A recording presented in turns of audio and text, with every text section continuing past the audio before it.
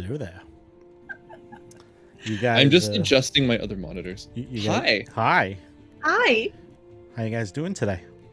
Very good. How are you? I'm all right. Hi, chat. How you guys doing?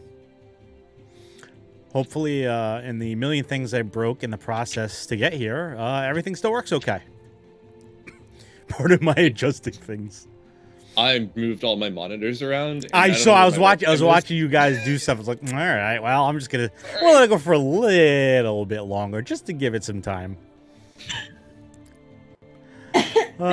Stop twiddling your knobs. Wow. Wow. I can't do it that well. Wow. Hey guys, welcome to yet another Zodiac Babe stream. I'm Kyle, joined by the lovely Candace and the swole Brian. Hi, I'm Fish. Who's a fish? We're gonna do a recap in just a minute or three, but first I'm gonna take a drink of my coffee because, like last time, it's hot in here. So I put my fan on this time because last time I fucking died. So if it gets too loud, someone yell at me and I'll tell you to shut up. Took 1 minute to bring up knobs. Yeah, but see, Freya, you calling out brings attention to the fact of it. So, hi, Sandra. Also, I don't think I said hi to Jess and Carrie Napa, so hi, everyone. Yes, hello, everyone. Hi, everybody. Once again, I'm joined by my friendly Fish and Shindroid. So, last time you guys hit level 2, that was fun. Yep. You guys get anything cool for level 2? I mean, a lot of health. A lot of health. Yeah, I got a bunch of cool stuff. Like, I can throw my dice better, but that's mostly because of the materia. Thank you. Well, you know. So, precise shot is so big for playing a ranged character, like in general. One of my favorite things I think about Final Fantasy D20 is I think like every main spellcaster gets, I think it's called like precise spellcasting or something, and basically whenever you're casting a spell, you get precise shot for free, and it's so important because there's like everything's a touch attack, I think. Yeah. So you need it just to feel effective. Sorry, I didn't mean to cut you off. Go ahead. Yeah, no, it's good. I also got a new way to expend my luck points because I got a Gambler Gambit. So I can now give myself plus 10 enhancement to my speed, which makes me a 50 speed fish, which is quite fast. And plus 2 dexterity, so I'm also a fast evasive fish. Holy shit. And then in that process, I can also give my opponent -2 dexterity for 5 whole rounds. So that's pretty good. That is pretty good. Nice. I'm excited to see this stuff in action. Candice, you look so shocked, like you don't know what to say. Had so many less interesting things happen to me. But hi, cat. So I did pick up a new night trait, which is Halting Blow, which essentially helps if enemy goes to move through an area of opportunity. If I manage to hit them, they can't move for the rest of or they can't finish the rest of their movements. So cool. I also got Stand Firm and Defensive Training, which mostly just help against combat maneuvers, or qualifying any kind of armor or shield related feats.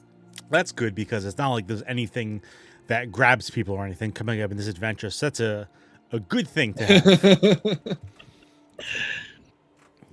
All right, we're gonna do a little bit of recap just to kind of refresh everyone's memory about where we are and everything and who we are. So, Lysander is an escaped Shindroid or broken, depending on your point of view, from the Shinra Corporation. We'll go to the map actually.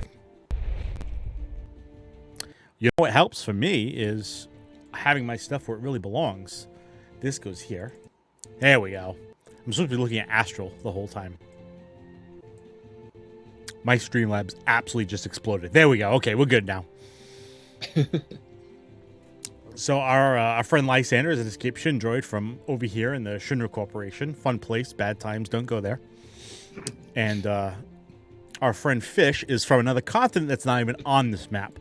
But they were over here in the crappy little town of Thornkeep, where our other party is, or close to where our other party is. We'll meet them soon enough.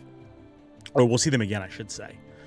Our friend Fish hopped aboard the airship known as the Tempest, kind of like a half supply ship, half tavern, half kind of war vessel type thing, and got a free.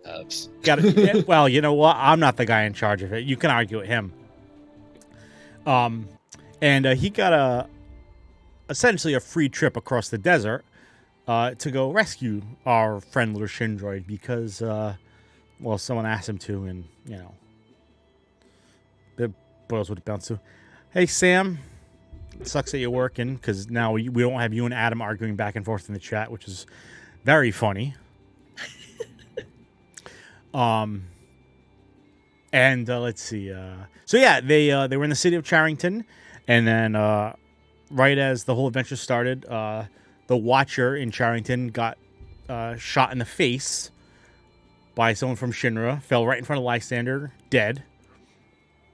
And then there was a big battle between goblins, and some Shinra goons showed up, but Gyoki and Lysander and some random Elvan, who I forgot about till just now, fought them off and sent them packing. So, and they hopped aboard the Tempest and headed back to Thornkeep, or they're heading back to Thornkeep. We're not there yet, but we'll get there. Maybe. We'll see how you guys do. So that's what we are right now. Sounds like a threat. Don't worry about it. That's a threat, more of a, well, you know, don't die is all I can say. So since you guys level 2, and the first game was really just kind of checking out combat and get everyone into it, so the encounters will be a little bit tougher. But I think I mentioned before, I don't like killing characters. I think I've said that before. So well, we might not give you a choice. Depending on how we do it, changes.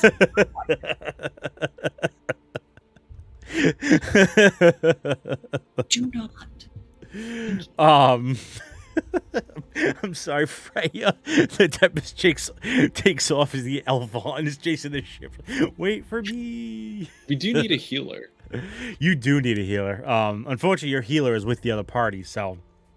But don't worry, I've thought about that, and there'll be some support NPCs to help you guys out too, because two players is kind of tough, or yeah, 2 characters is kind of tough. So, but I think you guys will be okay. You're tough, you're resourceful, you're crafty, so I have full confidence in you. Some other quick points. Don't forget about the channel points. Though I made some changes. I adjusted how quick they're gained. I changed some how much stuff is. So we'll see how that works out, if it works better. The stuff that lets people get advantage. I also added Bardic Inspiration for a whole combat. It's also stacking. So that could get broken very quickly if people have enough points. Oh, gee, speaking of points, already. You can probably ignore that. I can actually refund it to you if you want. No. No? Well, in that case, I'm keeping it. Too bad. Your points are mine now. Just like that, by the way. Let's get the shit out of me. So I also made some other fun changes. So we'll hopefully, I got my NPC images working if Streamlabs and Stream Deck cooperates. So fingers crossed, we're in for hopefully some fun times. You guys ready to get going? Hell yeah. All right.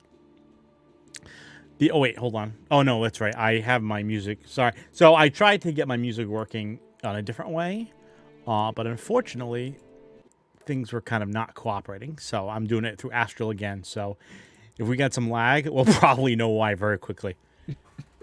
All right.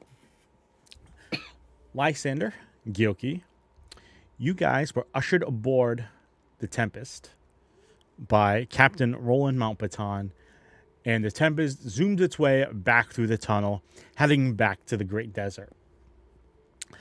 As it finally exits the tunnel, it's a pretty short ride, and you see the captain is directing traffic through the tunnel. And once they're through the tunnel, the captain comes over to you two, and he says, "Oh, let's try it. Here we go.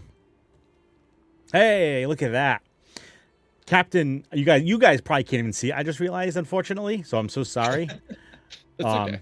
Because there's well, more about that later. So Captain Roland. Stylish. What was it? So he's quite stylish. Yes, this is the stylish Captain Roland Mountbatten, who I know you met Gyoki. I can't remember if you met him, Lysander. I think you did, like right at the very end of the previous adventure. We had a nice handshake. That's right. There was a nice handshake and some get aboard. We're done looting. Plus 20 to mustache. He was supposed to have a beard, but I kind of just went through the stuff that I had from my deck, so that's what I got. So he comes over to you two and says, "I'm gonna welcome you to." Hold on, I gotta get back in character. I'd like to welcome you two again back aboard the Tempest. You did some good work over there. It's gonna be a bit long of a ride back, my good friend Gyoki. So I hope you're prepared for that. I have some stops to make along the way because, unfortunately, getting here quickly to rescue was one thing. Getting back, well, I figured we could take our time a little bit more. I mean, I got to keep the airship fueled, as you know. Hope you two are okay with that, because there's not really any other options out here anyway. Well, I'm no expert. You're the airship pilot. I'm in no rush. Technically, I'm the captain. That Albert over there. You're the captain then. There's a hierarchy here. You got to keep it in mind. It's the captain,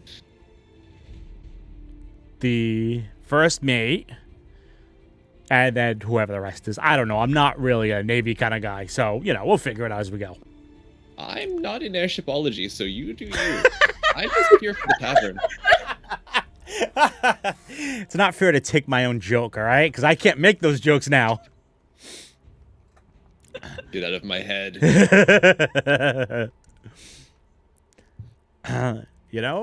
That's a good question. I wonder what is the title of airship. Anyway, as Lysander, that's your name. Yep. There's some places to rest below deck if you need it.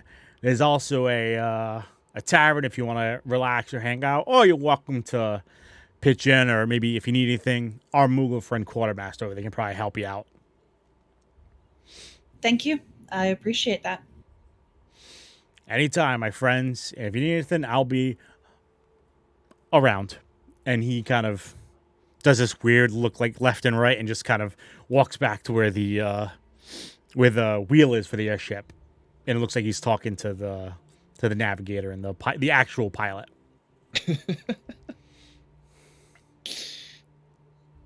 Oh, well, robot. So, do you drink? Can you drink? How does that work?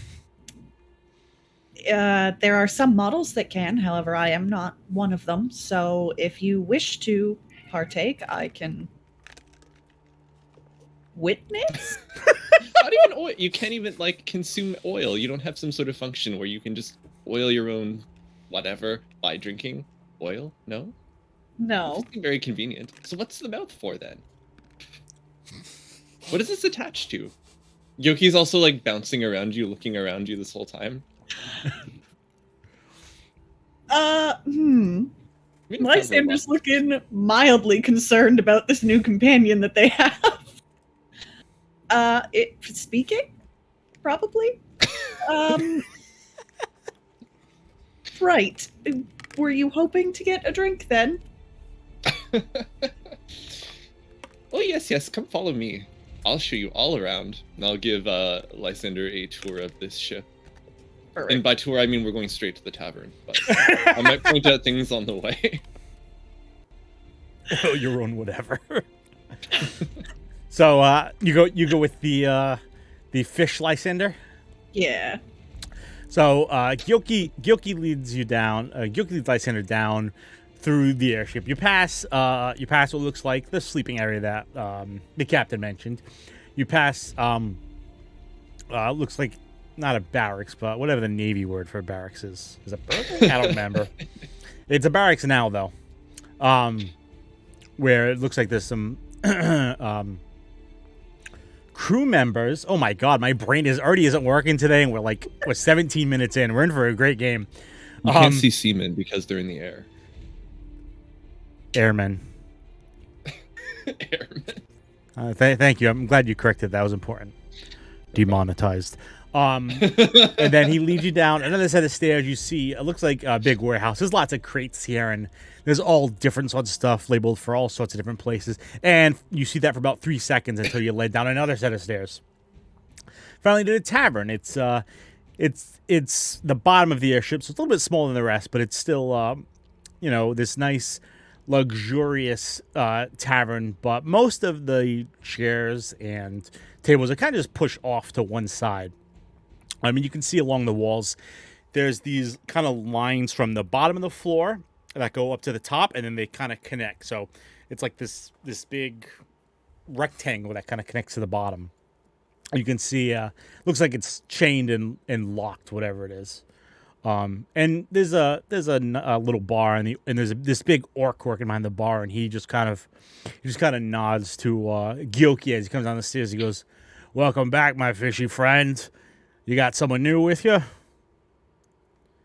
Oh yes, but this one's not going to bring you any kind of money because they don't drink anything. Nothing? And then I plop down a little bag of tea on the desk. I keep saying desk on the bar. I just say, my tea. My tea. And he starts getting your tea together.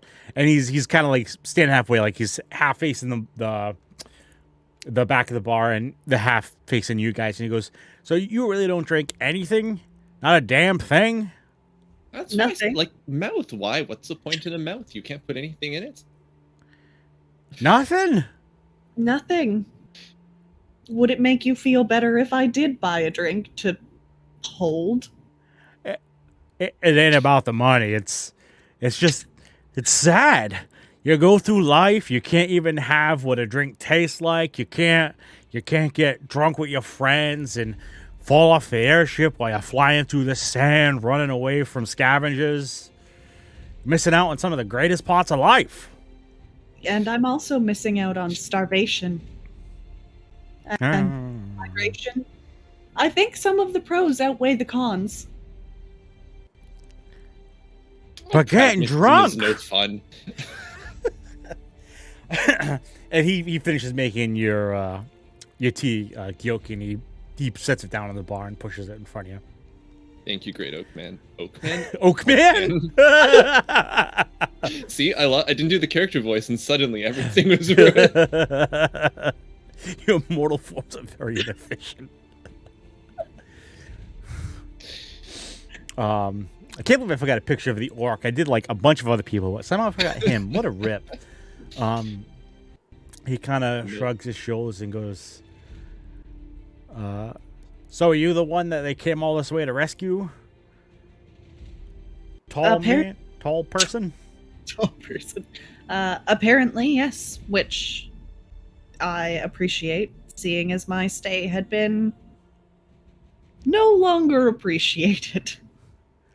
Oh, I understand that. I've been in plenty of places where I haven't been appreciated after some time and have had to get out pretty quick. We got that in common.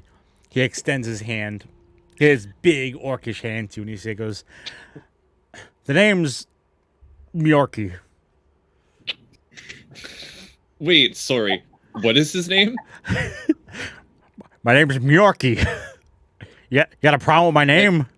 Hold on. It's me, M-Y. Myork. M-Y-O-R-K-I. Myorky. Yeah, but it's pronounced me-orky. Not with this accent, it ain't. Oh, good. Myorky. See, Freya got it. If you're not from Boston, you can't. I hate it when all my orcs are actually from Boston. Oh man, it's an invasion. Go Sox. Yeah, I'm too Canadian for this. I'm sorry. Yeah, I can't believe it. My team keeps losing in our favorite stickball game, and stickball. We're losing a fish. It's awful. Fuck. I'm just gonna sip my tea. Lysander will reach out and take Myorky's hand. to give it a bit of a shake. Lysander, pleasure, I'm sure. My friend, you don't got much pleasure in life without being able to drink, but it's still nice to meet you, all the same. You're always welcome in my bar. Hey, maybe you can be a bouncer sometime when we land. There's good money in that, you know? He's turning to like Admiral Akbar all of a sudden. I don't know where this accent's going. That's a trap. Thank you for the offer, but I may be otherwise occupied. I can understand that. We got plenty of big fellas around here anyway. They can handle it if not so. But hey, you're always welcome. If you guys need anything else, I'll always be here for you. Good old Miyake's. It's what I do best. I'm a good ear and a source of booze, I guess. Oops, forgot to mute my tablet. Oh my god. This is why I don't come up with names on the fly, because we get stuff like Yorkie. No, it's good. It's great. Perfect, I love it. Oh my god. Terrible person. Is there anything else you guys would like to do or want to do while you're just hanging out? Or are you just gonna just chill for a few days? I'll let Lysander take the lead on that. Ball's in your court, my dear Lysander. Fantastic. Lysander does actually want to have a short conversation with Gyoki about, like, they have understood at this point that, you know, someone sent them to be rescued, but they don't really understand why. Like, entirely what the situation is panning out to be. So I do think they do want to have a conversation with Gyoki about that.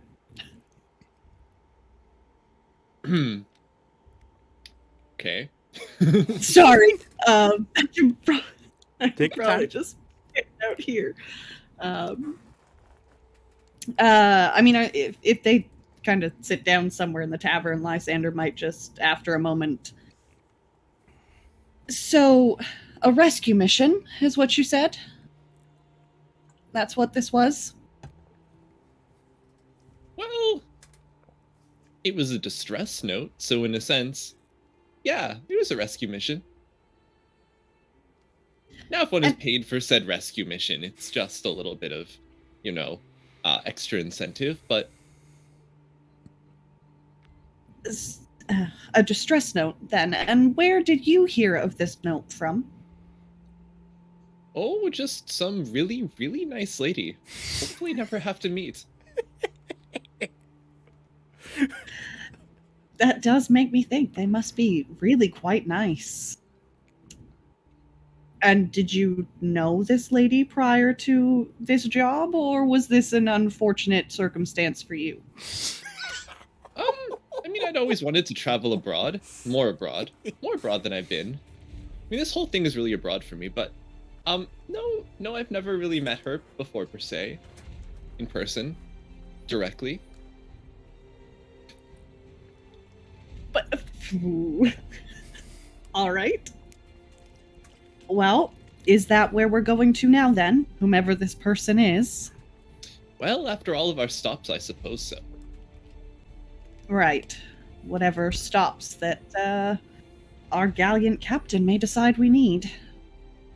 Traveling abroad. Traveling abroad. Okay. Lysander, I guess, is going to be fine with this for now.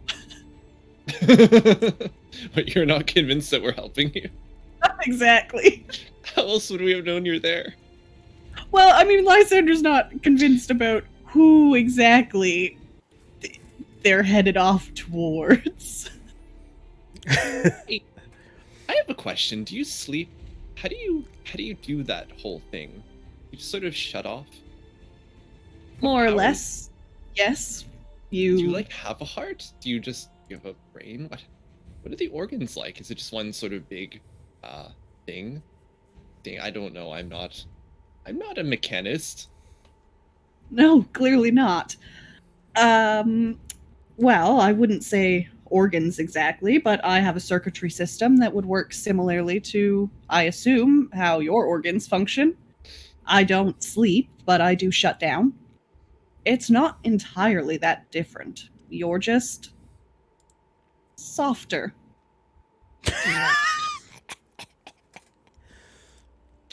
Well, I have been meaning to work out, you know. It's just all this tea readily available here. Is tea... What? Fish just sips the tea. Tea seems an interesting choice for a tavern. Oh yes, well it's probably too early for, or late. Depends where you are for anything more hard. And he giggles, drinks more tea. We're in the middle of the desert. He might be giggling more and more the more tea he drinks, and you might notice this. Lysander's really not sure what to make of this.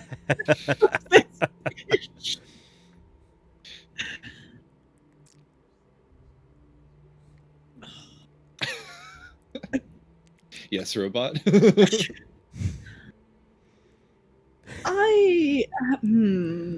Boy. I have one last question for you. Prior to, well, at some point, I suppose, did you have a dream? That's probably a stupid way to phrase that question. Did you have a dream with myself in it? And 2 others? Or 3 if you'd like to count the bird.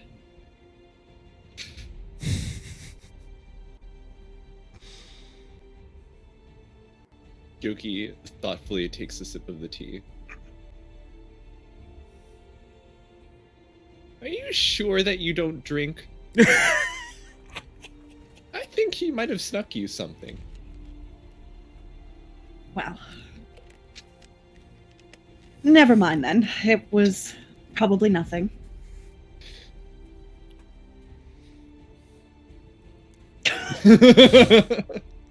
Fish.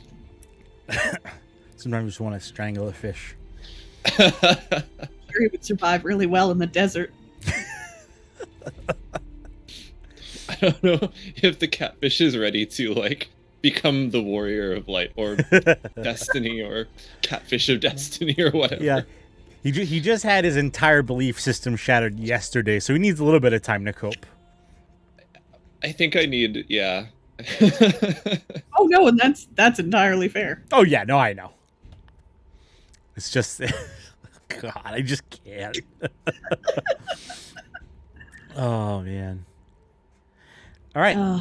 Anything else, Lysander? Or I don't think so. Okay. Yeah, I think that Lysander's good to just kind of be around. They may offer to help with some tasks, but I don't think they're actually going to, like, instigate anything while they're here. Okay. Excuse me. So the Tempest makes its way, starts heading kind of southeast, kind of along the border of the mountains, and it makes a couple very short stops first here and there. Like, it drops off some crates, collects some gill, and then it just moves on. About maybe 2 days ish of slow travel going down south. Lysander, the captain, has asked you maybe once or twice to pitch in where you can, just because you're a bit stronger than a lot of his crew too, and so that added bonus definitely helps. And a lot of the crew, you'll notice, are kind of freaked out by Gyoki's big old shadow, so a lot of them kind of stay away from him. So about 2 days in, the airship starts to slow down, and you hear the captain. He's got like this little intercom system. He goes, I wish I got my voice mod working, but that's okay. We're coming up on the last Albud settlement of the area. All hands, we're gonna set down for a little bit. You like my sound effect? That's pretty good. That was perfect. about a minute, about 5 minutes later, it finally starts to slow. Actually finally kind of comes to a stop and lands, and the bottom floor of the where those rectangles were kind of opens up, like the sides open and fold down, and you see lots of people, lots of crewmen come down, lots of airmen come down and start. Looks like they're just setting up the tavern for business, while others are like unloading crates and other stuff. It looks like you guys have stopped next to this very small settlement. There's a couple tents here. You see these. Where is it? Here we go. These little machina workers, they're coming in and they're helping unload crates and bringing them out. And there's a couple, there's a small like marketplace out there. And you see they're selling all sorts of various goods. It looks like the whole area is run mostly by, oops, sorry. I'm trying to turn that off. Boy, the lag is real. Please wait, system processing. All right, now that's on. That's all right. Well, we'll pop it up when it pops up. You see, it's run by the Al Bhed. They're pretty much the main race that kind of is around in the desert. They're generally they're humanoid scavengers. Most of them tend to wear goggles to protect themselves from the sands, and they're really well known for just being incredibly technically inclined. There's actually a few aboard the Tempest, and most of them serve as the engineers for the ship. So you see they've got like this little marketplace set up right next to where the Tempest landed, and there's all sorts of various goods for sale. And Captain Mountbatten comes down to you two and says, "Well, we're going to be spending some time here for a little bit, so you've got some time if you want to wander around and if you need anything or anything else. So I wouldn't be surprised if they might have stuff for you to do. So, all right, keep an ear out. This is one of our more popular stop-offs, so it'll probably be a couple days, I think. Or you can just stay inside and drink tea. I'm not your boss."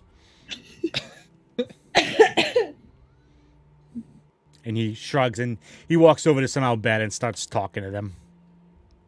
Do they speak a common tongue, or do we have to understand Al Bhed? Not to be overly meta, but in some of the Al Bhed settlements, they probably might speak exclusively Al Bhed, but there's enough mesh between, especially Figaro and the Al Bhed tribes, that a lot of them speak common. Like only probably the more. I'm not playing this game over again. I know, yeah. Sorry, no, you gotta go find 26 primers. And some of them you can only find on New Game Plus. So I'll see you guys next campaign. Oh, fuck. Hey, my Al Bhed picture popped up. Yeah, there it is. There's an example of one of the Al Bhed merchants even. Oh, Nix. It's a kitty. I think Yoki would want to go out and explore, because why not? And maybe these people have their own like gambling system, because I don't think I've ever met an Al Bhed before. So sure, why the hell not? Yeah, and Lysander's never been this far away from Shinra before, so is all good with looking around and trying to learn what they can about what this place is like. All new experiences here on out. Yeah. Oh, we covered Rocco's dog though. Hold on. And I'll definitely be sticking with Lysander, because I also maybe have an inkling that, like, I don't know, any kind of like port city is gonna have some sort of dangerous things going on, especially with my history in working in a port city. Yeah, you figure every port city is just by its nature is kind of rough and tumble, and yeah, this one's kind of no different. You see lots of people who are just kind of giving you guys looks as you guys start just walking around town.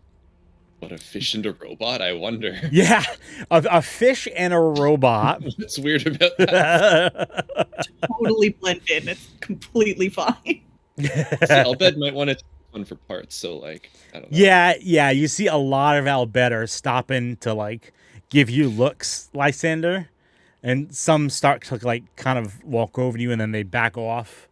Some start to like do the same thing, but then you see Gyoki's shadow just kind of almost turns towards them, and they kind of just run off, mumbling to each other. So you for the most part, people leave you. They give you space, basically, but you're never really left alone. So there's people kind of watching you and some following you, but they're not like in your face about it. But they're definitely talking to themselves in Albed for the most part. Gyoki, by the way, is pointedly ignoring his giant monstrous catfish shadow.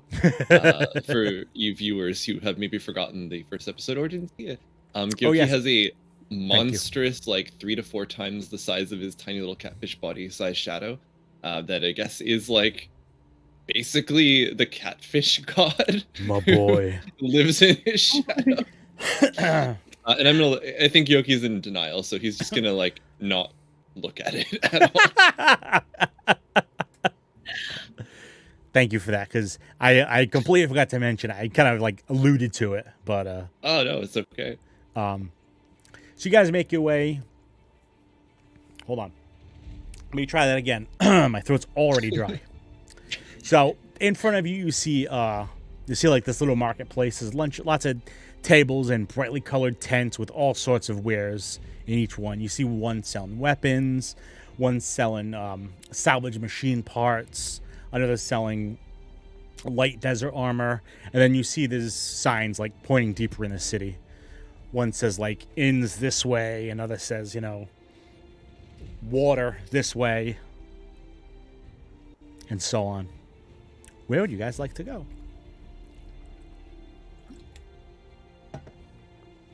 Do you need to do any kind of shopping? Do you want to can you replace parts on yourself?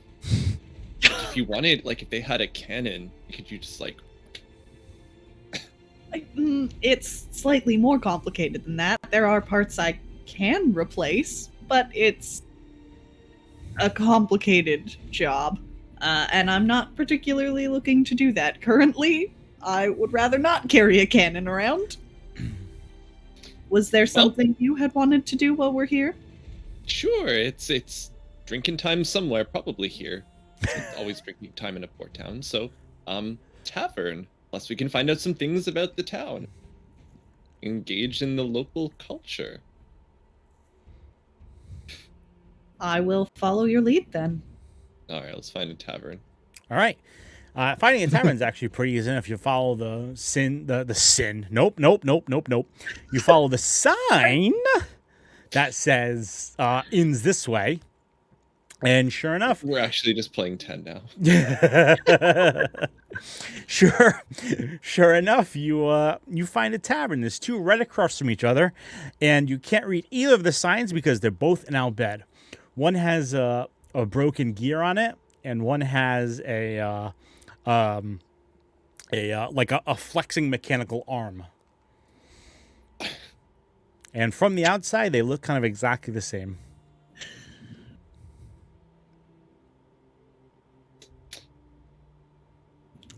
Any preferences? I was going to ask if you wanted to flip a coin, so... Ooh, yes, coin. I pull one out of my somewhere. I have a gambler's kit, so I just assume there's a coin involved. Or I guess I have a guild, but in case it has the same thing on both sides. Heads. How do I do this? You could flip a coin. You could roll a D2. Oh, yeah.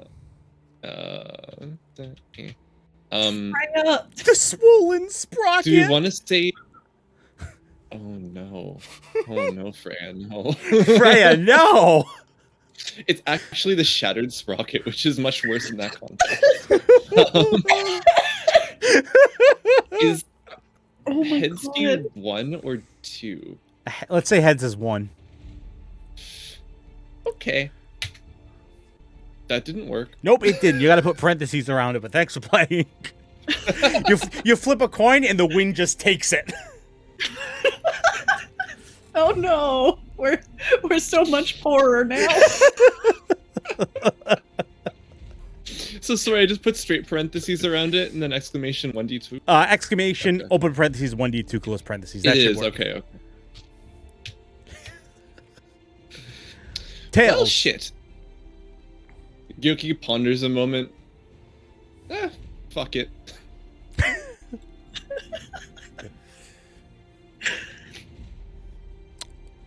Which one is Tails, by the way? I don't know if it was ever decided. We assigned I one think you just flipped the coin without deciding.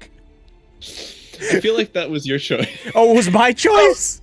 No, it was Whose choice was it? It's my choice. It's That's your fine. choice. So we have the broken gear or the Flexing buff mechanical arm. Toss a coin to you. Let's go. They both seem bad. Let's go to the tough mechanical arm because that sounds less like I'm gonna get broken. Hell yeah. You're heading to the Flexing Mechanical Arm Tavern. You open up the doors, one of the more permanent-ish structures in the area. And you enter this kind of dimly lit tavern. There's these crappy electric There's these electric powered lights kind of swinging from the ceiling, and they flicker as you walk in. And it's a little crowded. It's kind of mid-afternoon. But, it's a port town, so these kind of places are always a little busy. And it's mostly filled with Albed, but there's a couple of these. You see some Humes, you see some Alvan. It looks like they're just talking. Looks like most of them looks like they're from the desert. Like, you can just tell by how they're dressed. That they're kind of like either native or used to the desert. Whereas like the airship crew look like they're from a much cooler climate. These guys look like they're accustomed to there. And you see an open table, and you see an Albed tending bar with a Moogle next to him. And they're just chit-chatting. And the Albed kind of waves at you as you come in.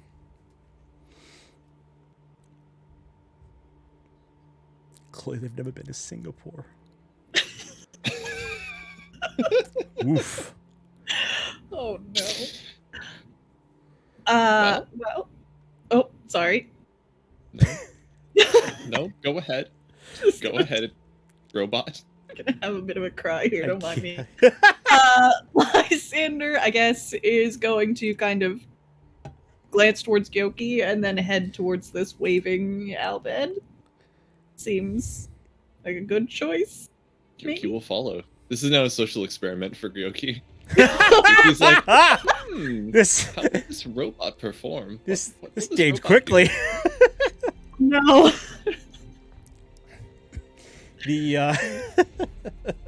So you head towards the bar. You said when you get close, the Albed kind of leans on the bar, and the Moogle like lifts himself up so he can see over it.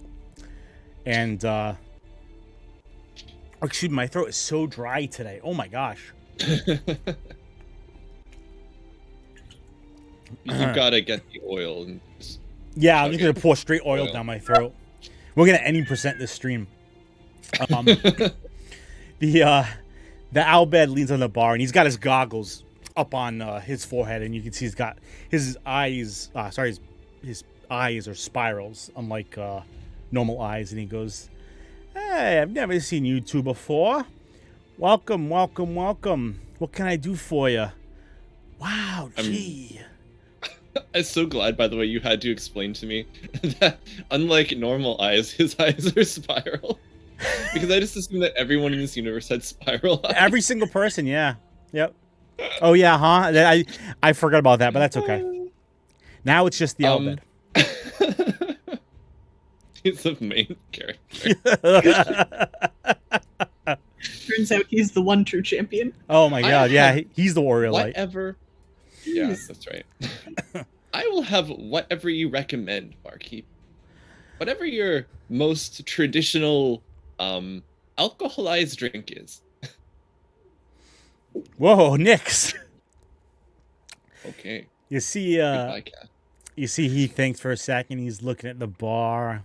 He turns around. Looks like he's just considering his options. Whereas the Moogle, we'll see if it pops up quick enough this time. He goes, "Oh, cactus juice."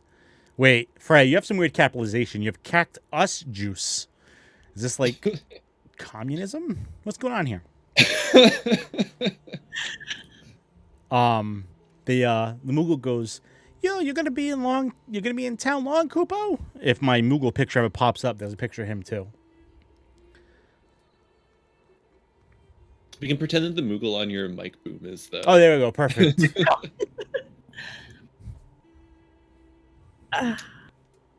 Well, at least a day or two, maybe 3. We'll see. Depends how interesting this place is. Oh gosh, there he finally loaded. Oh gosh, I think it's plenty interesting. It's comfortable enough for me out here, so that's pretty good. But hey, if you're ever looking for work, I'm sure I'm sure we got something that can be done. People always looking for things to be done, you know what I mean? And the Albed turns around and he slides you it looks like just some not bog standard, but looks like some sort of exotic ale rather that it's probably specific to this area. And the Albed goes, it's some kind of cactus juice.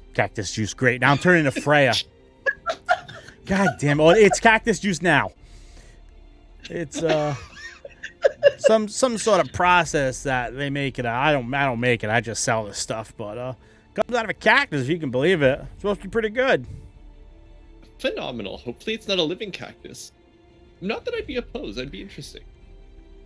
Yoki will drop a bunch of, like, I don't know, maybe he'll do like 5 gil on the table. He goes to screw up the gill, but the Moogle gets it first, and he goes, "You still owe me from the last time, Kupo," and he pockets it. And the Albert goes, "Stupid Moogle, take out my gill." And the Moogle the Moogle just kind of ignores him and says, "So you guys need to know anything about the town, Kupo? Maybe you need to know where to go, what to do. You want to see the sights? I can point you in the right direction."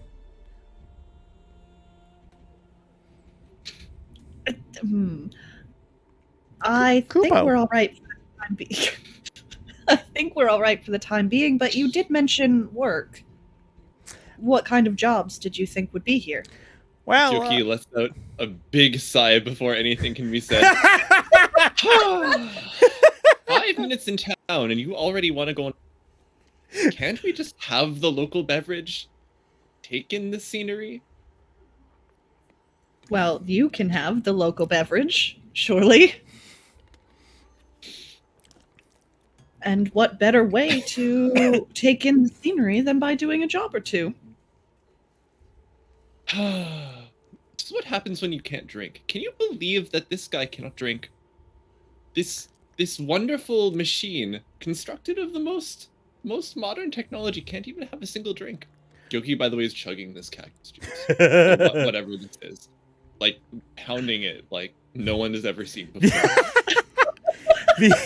The Albert goes, "Cool, I thought you were one of them, what you call them? What are those, he lowers his voice. What are them escaped from, the Shinra peoples? You got that look in your eyes." Well, I'll be sure to try to hide that look in my eyes in the future. No. I don't mean like that. I mean, yeah, you probably should, because people will want to sell you because you're probably worth like a bajillion gil. But no. I mean, like, I don't know. I can just tell. You know what I mean? It's. I don't know what the hell I'm trying to tell you.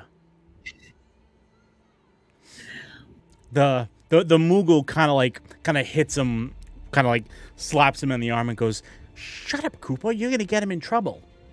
Anyway, on to more important things, like how we can all make us some money.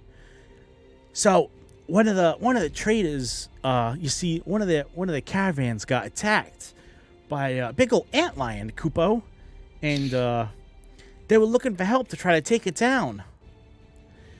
They were thinking about they were looking for anyone who would want to put their sword arm into it. They said they were willing to give whatever they had in stock for it, even, Kupo. I know this trader. He's a good guy. Just some of his people got eaten, and it's a real tragedy. Kupo. Does sound like quite a tragedy. And if we were interested in looking into this, where would we go? Back by the marketplace. Look for the guy with the orange tent with white stripes. You can't miss him. He's the only one. He sells all kinds of fancy like mechanical gadgets and swords and stuff. Kupo. He's got swords that fold out and shields that flex and stuff. Oh, it's amazing. And then someone went and ate it all. Kupo. Wow, this place is really something. The fish pushes the glass away. Can I have another one? Oh, absolutely. And the owlbear refills the glass and then refills the glass and puts it back in front of Gyoki. This one's on the house. Well, that's very kind of you. He plops 5 gil on the desk.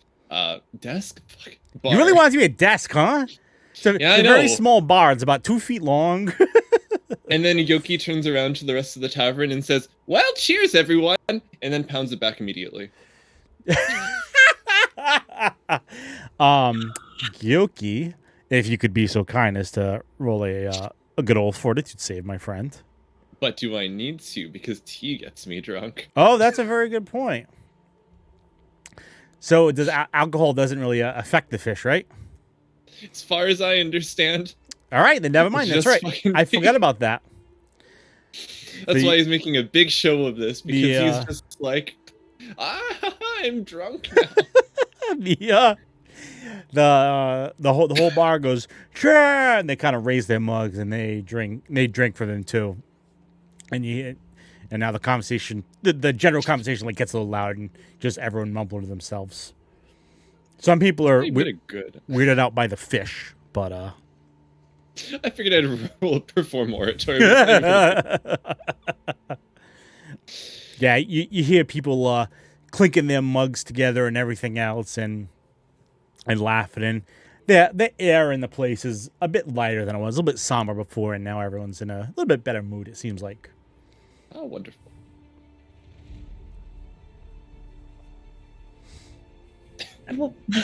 Well, if you're done with your little display, are you interested in learning what a lion ant can do? Antlion, Kupo. Antlion. Well, it's named something pretty fucking weird, so yeah, I'd like to see what the hell that is. Yoki makes a big, almost falling off the bar stool, but then not falling off of it, then falling off of it. Lysander just looks so done already. The Mugo goes, hey, thanks for your business, Kupo. Good luck, and when you see Kuga, let him know that he still owes us 100 gil in his last tab.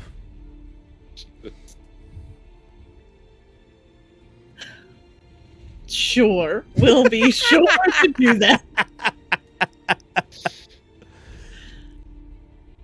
You guys leave the flexing arm tavern, whatever the hell it's called. It's not called that, but yeah. Okay, you guys head out of the tavern, and you get some more looks, of course. But the tavern itself seems a little bit in higher spirits than it was when you left, and you are back out in the little sandy rotunda that connects in the rest of the city. Is it possible, by the way, that Gyoki keep an eye sort of out on their surroundings? Gyoki's sort of like expecting there to be someone who tries to kidnap this robot here. So he's kind of like wants to make sure that no one jumps them. Yeah, absolutely. Make a protection check. No. Make a perception check. Can it be protection? Do you have the protection skill? Oh no! Oh my lord, fish! I rolled a 3. Dear fish, there's a lot of people giving you a look, so it's hard to say which one of them might have some bad intentions. Maybe there was a little bit of tea in that. Maybe they snuck you some. Maybe that's where the tea comes from. It's from a cactus. Oh shit. Fish is paranoid. Oh shit. All right. Well, if we get jumped, good luck. I mean, I can roll a perception check as well, just for funsies. You sure Probably a can. good idea to be aware of what's going on. Let's do that. Please roll. Excellent. Yeah. Hey, that's much better. Yeah, that's good. You see some rougher looking folk kind of watching you and giving you the side eye. And you see they've got some weapons, not in their hands, but they've got like their hands on them on their belts, and it looks like they could absolutely start trouble. And you're sure they've been following you for a little bit. But you guys haven't really gone down any dark alleyways or anything that have given them the chance for them to jump you easily.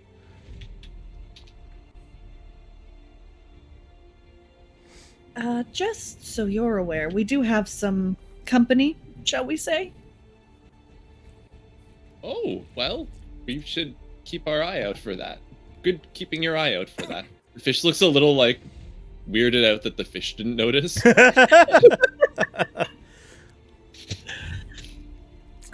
Shit.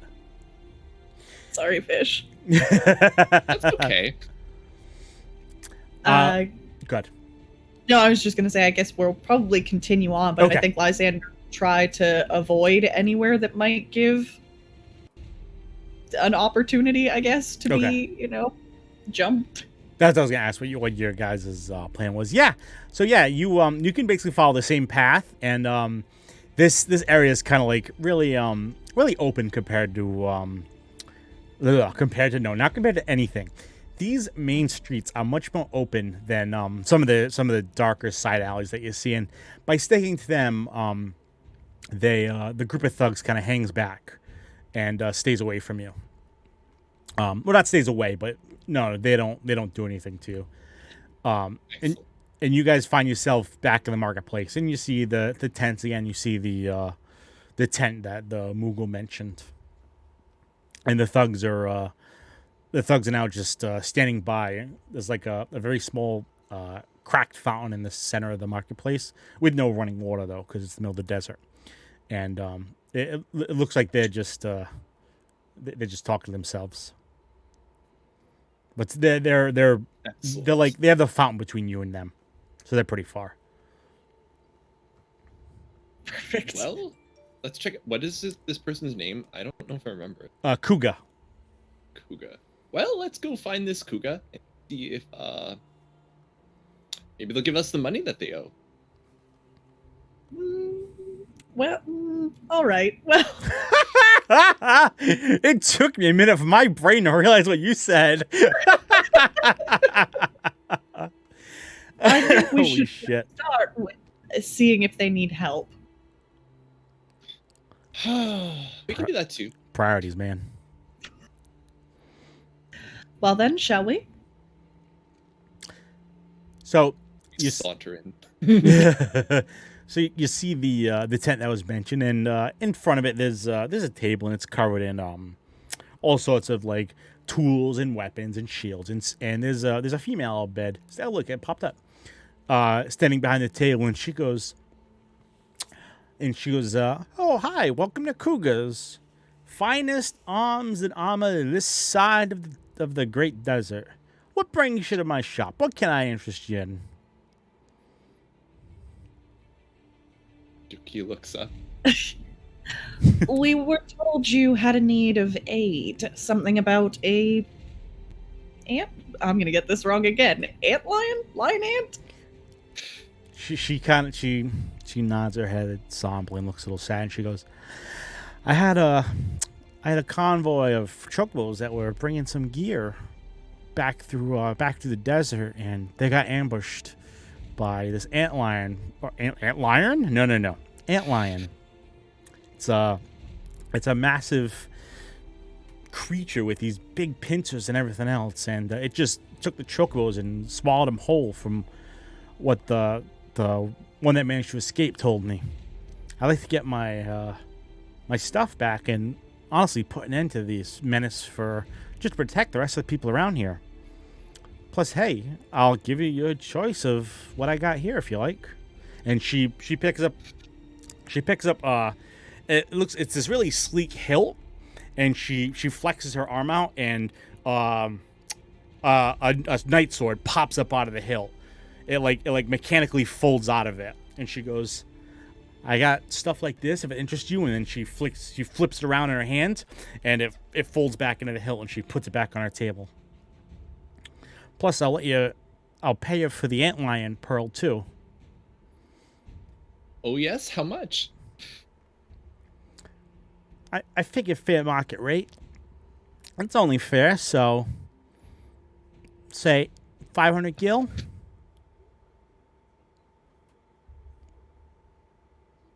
Well, I'm no antlion expert, but that sounds fine to me. Wait, is there a chance of death? There's a chance of death every day, my dear friend, but yes, 3 chocobos have been eaten and taken under the sand, so there is absolutely a chance of death. Chance of death for 500 gil. 500 gil and one of my masterworks. Masterworks all, you can't go wrong. 600.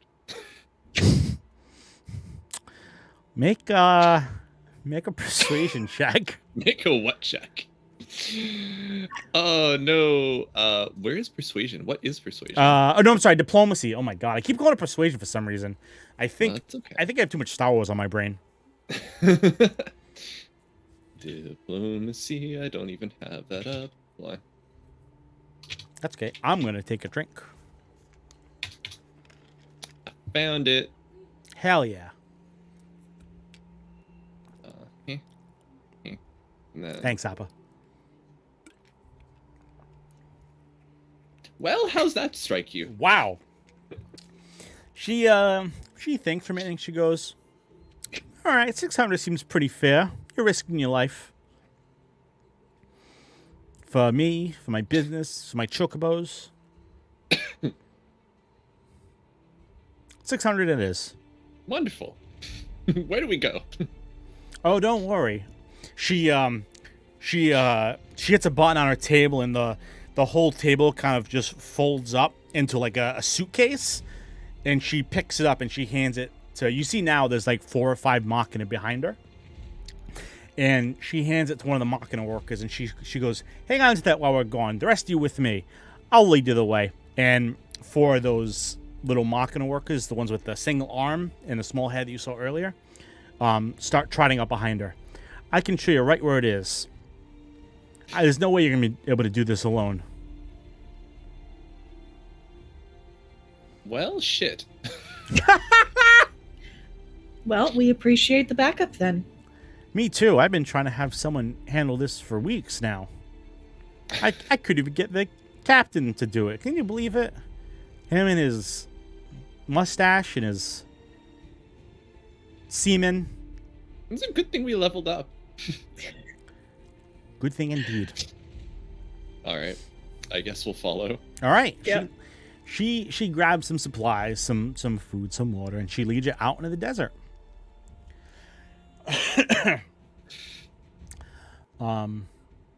Does anyone want to do anything along the way? Just Cry. cry?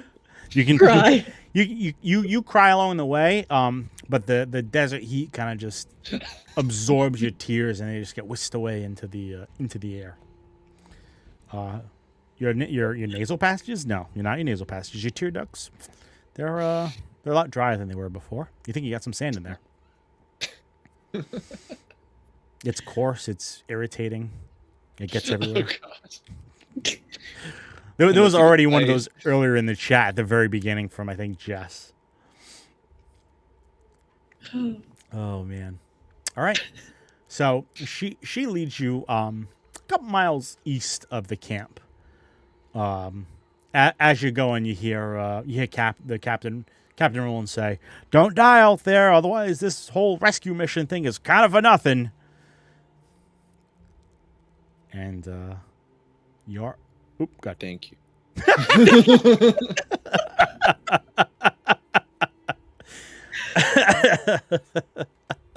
What about me now? You already said the sand joke that I just made, or not less joke, more quote. So you follow. I already forgot her name. Is it Kura? You follow Kura. There's sand in my boots. There's a snake in my boots. Yeah, boots. Yeah, the fortunately for you, Lysander, you're not like a rope, not like a machina, unlike these other things. So you don't have to really worry too much about sand getting in like your gears and messing anything up. You're pretty, you're well sealed, if you will. Fantastic. So you guys venture a couple hours out into the desert, and it's hot, it's sunny, it's no sander. It's not a great time, but the Kura has brought enough water and everything. Well, not for you, Lysander, but Yeah. brought enough water and everything to keep at least Gyoki comfortable and keep the machina oiled as they go. And after those 2 hours, you kind of crest this hill, and she says, "Okay, here we are."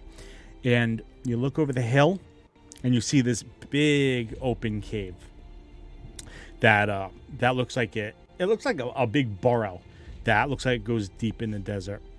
And you see there's blood splatter all over the sand, and there's chocobo parts, and even some parts of some owl bed that were probably eaten by the antlion on the desert. And Kura says, "This is where it's holed up. I can probably get it out. That way we don't have to venture into its lair. But it's going to be a tough fight."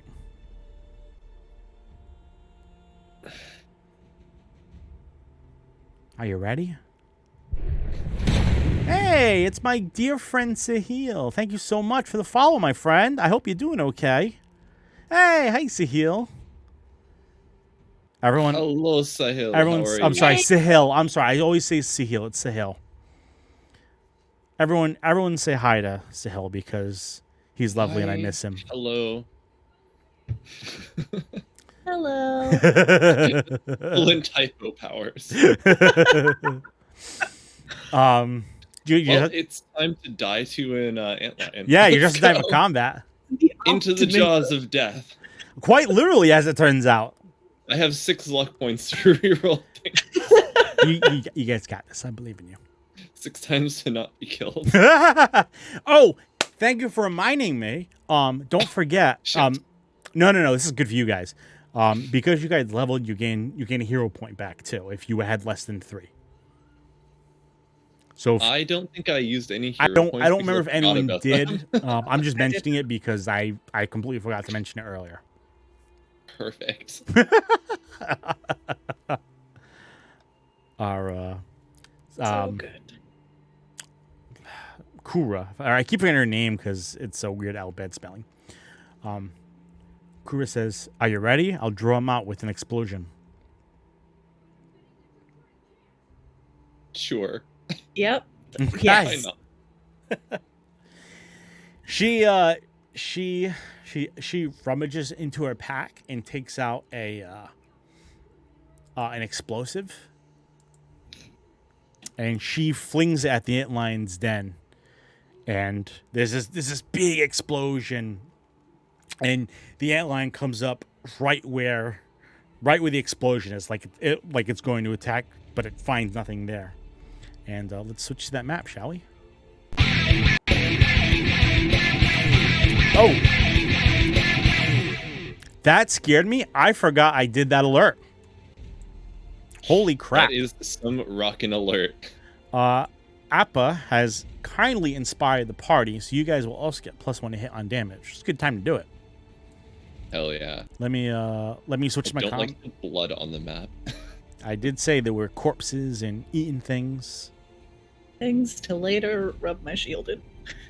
I'm also going to change the music if I remember to. Hell yeah. Let me get this out of the way. Let me get Mugen out of the way. And I we'll- like that we have our party here. Can we just keep them? Can they just be like sorry, NPCs? they're not here. They're not here right now. Nah, shit. All right, and then you guys can position yourself wherever you want on the map. Once Velvet moves out of the way. There you I think it's probably okay where I am. go. Okay. I can move basically anywhere anyway. Let's switch over to Death or Glory or Monsters. Lysander is the thirsty shield of learning. Thirsty for corpses. All right. As the antline comes up, I need you guys to obviously roll initiative. Whale. Add from map. Add all. These rolls are not boding well, I gotta tell you. Oof. My stream is lagging. Yeah, I'm sorry, Appa. If it might start to churn a little bit as I'm getting everything ready. So fingers crossed it stops. If it doesn't, I'll manual do initiative.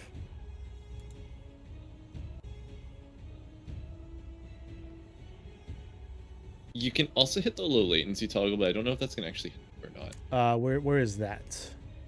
Oh no, not you. Sorry. Oh, not sorry. that. Okay, Appa. It's just an option that you have when you're watching a Twitch stream, but it doesn't always work. Usually doesn't.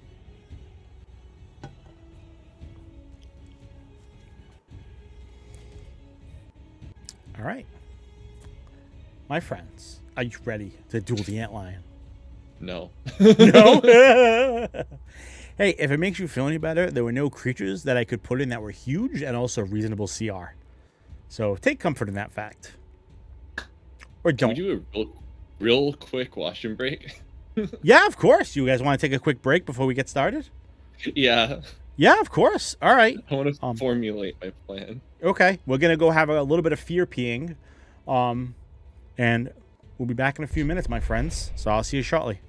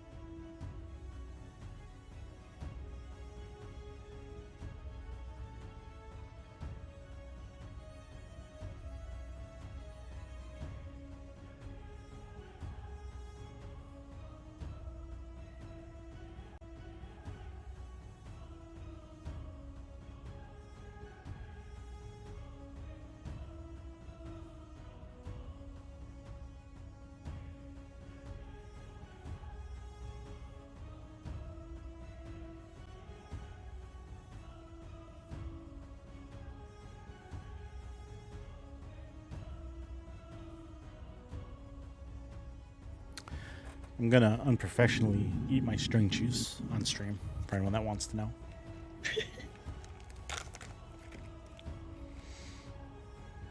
I assume Brian's not back yet, Nope, not yet. but that's okay. You just have me.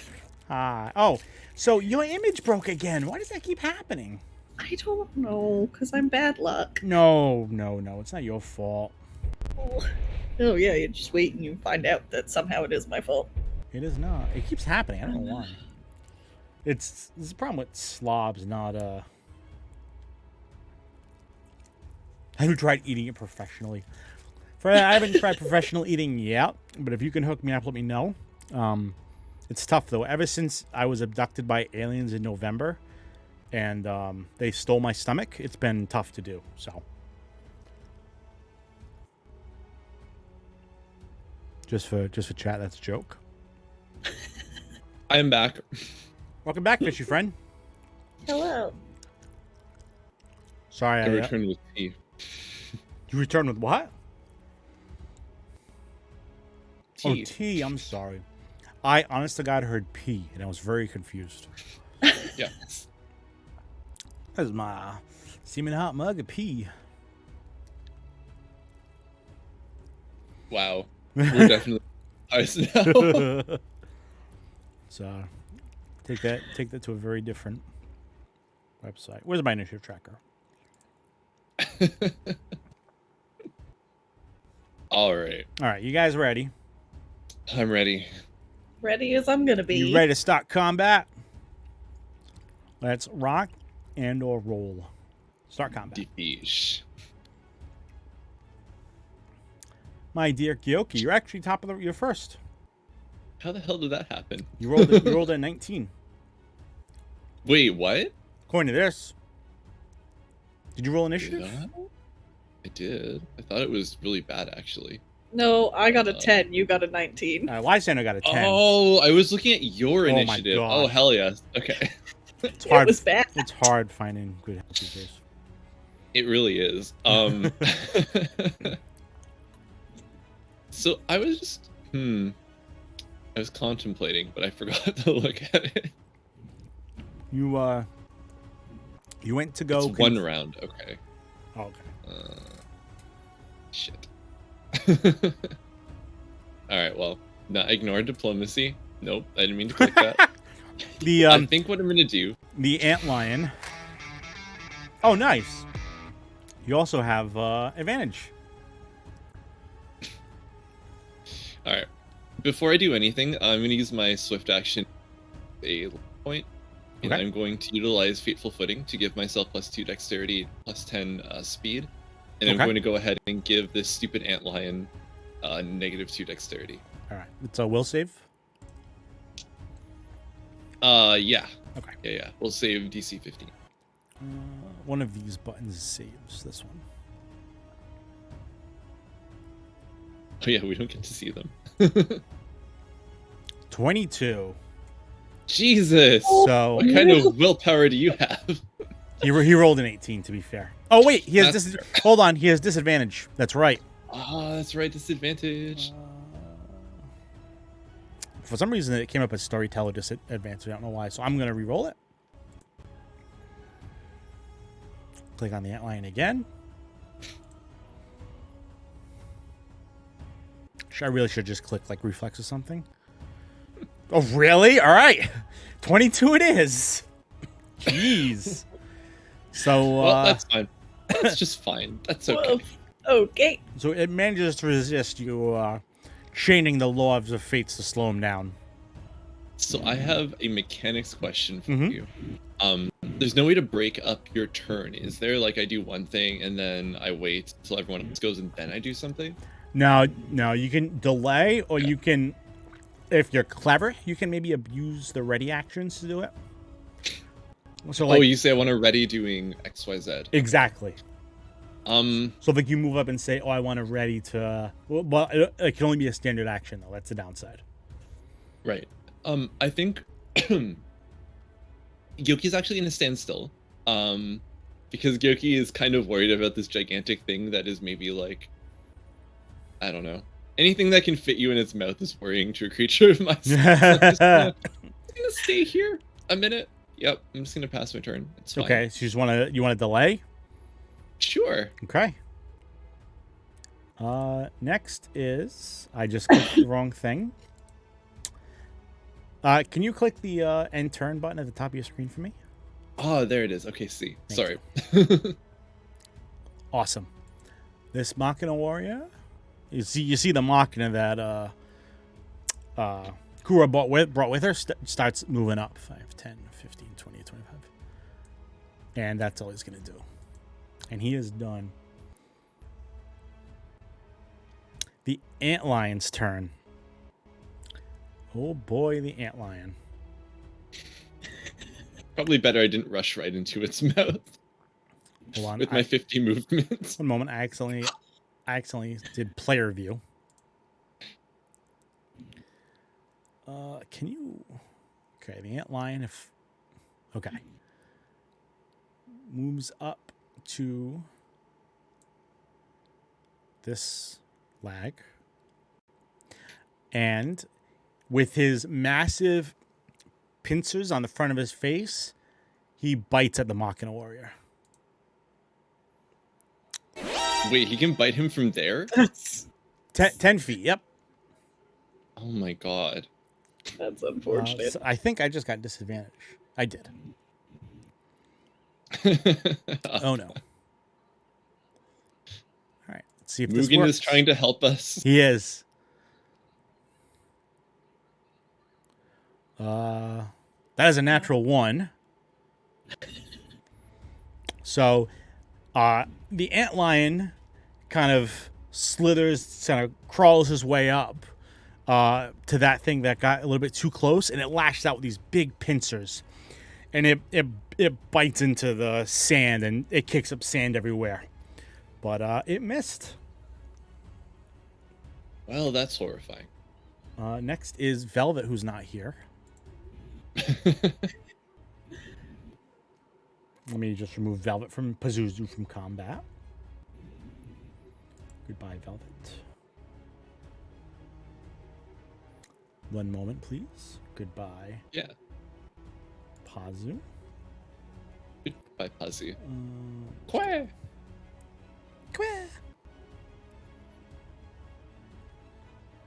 Velvet sneezes. And Mugen somehow didn't even make an initiative. So it is now Albed Chemist's turn. If it ever lets me click on Albed Chemist. Oh, yes. Oh, there we go. Sorry, her name is Kura. I just didn't have it earlier. No, eat cod. Fish are friend, not food. Remember, everyone, fish are friends, not food. She digs into her bag and mixes something together, and she throws it at you, Lysander. You gotta find it. I think it's contact. Oh, because I went right by it like an idiot. Yep.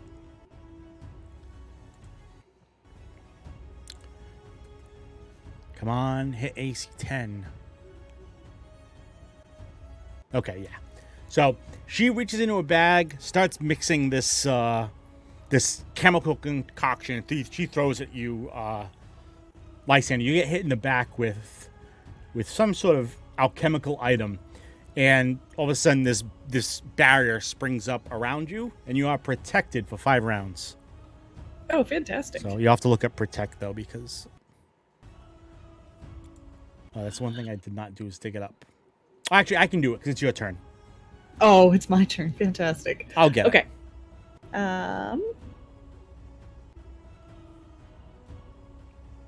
30. Okay, so I'm gonna move up to here. And then I'm actually going to use one of my +2 deflection bonus. Oh, fantastic. +2 AC. Thank you, Freya. Thanks, Freya. I'm going to use one of the Azure Knight skills that I have Okay. for Sickening Breath. So I'm going to spend one of my points. Please let me do that down. Please. And then let me throw that up. I can refine my... So it doesn't stack with a rain protection. You're sickening. Please. I'll get there. Give me a second. Sorry. Oh, you're fine. Take your time. Oh, I just have to click it to send a chat. Theoretically. Did that work? Yeah, you got it. Yep. Okay, perfect. So that requires I believe it's a fortitude. Yes, fortitude negates. Perfect. I think they have to beat 14. Yeah. Fort. Ooh, 13. Wow. Yay! So yes, you Nice. so I don't think we ever discussed this. Does it come out of your shield? Does it come out of Lysander's mouth? So I do think anything that isn't related to Lysander's sword does come from their shield. Okay, that's what I thought too. Yeah. So I'm kind of disappointed. I wanted it to come from Lysander. Lysander's on Iron Golem. Or just that. So Lysander channels power into this shield, and this sickly breath just kind of oozes out of it and starts flowing over the antlion.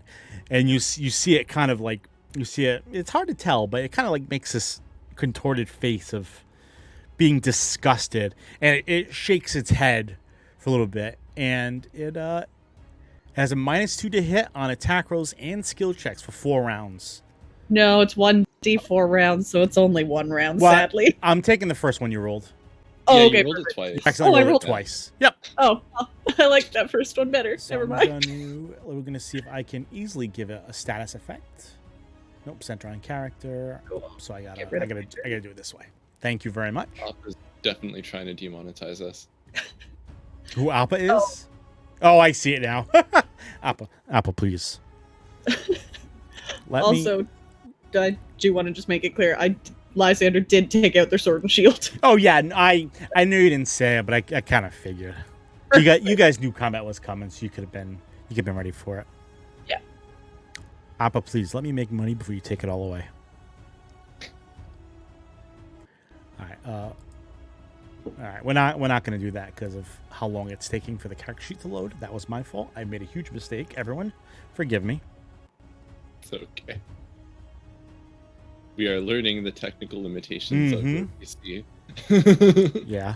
Please donate to my new PCs. I'm gonna build a house out of sadness when I'm done. Gosh, this hurts, man. So the Machina Warrior number 1 is gonna actually have to see how far it is. So never mind. I might restart Fire. Well, I don't want to restart Firefox though, because the music. It will explode. It might explode. It's very possible. Where are my dice? Where are my dice? Where are my I'll dice? do this the old-fashioned way. Yep, we're gonna. Oh man! Of course, the map moved before it closes. Sure, that makes sense. Do you guys remember? Was it Monday? I think last game. I said I'm gonna keep my dice nice and close because I know I'm gonna need them. And of course, my dice have obviously yeeted themselves off this plane of existence. It's okay. I could roll for you. That's but okay. I don't even know what the bonus is either, so looking at my dice is basically just a stall tactic at this point. So, Machina Warrior number 1 moves up. The stream might have frozen, by the way. Did it? Oh, okay. My eye on it now. All right. Before we continue on this. All right, I'm just gonna sit here for a moment and let everything catch up. We're back. Okay. Sorry about that, everyone. Oh, you guys aren't moving. Let me know when I'm just gonna do this. It's cool. Your PC's just chugging. It is. It's pretty painful. What I'll do is I will write down the current initiative because I don't wanna forget. And then what we'll do is we'll close it and reopen it. Unless it comes back before then. I don't know if that's how you spell her name. Lysander. Worker 1. Worker 3. Well, it seems to be going now. All right, it's good now? We all good? Seems to be, yeah. Chat, we good? Okay, there it is. All right. Okay. Sorry about that, everyone. Unfortunately, this laptop is held together by paper mache and glue. So I appreciate everyone's support. Streamlabs, you are very funny with your comedic timing. Is that automatic? Oh no. Okay, that was Alpa that did it. Okay. It is though. Like... I have it set for 30 minutes, but I missed Appa's command there. That's why I was like, man, yes. That's like perfect timing. Thank you. I see the computato Thank now. you, Appa. Okay, so we're good now. All right. So, Machina Worker 1 is done. Kura's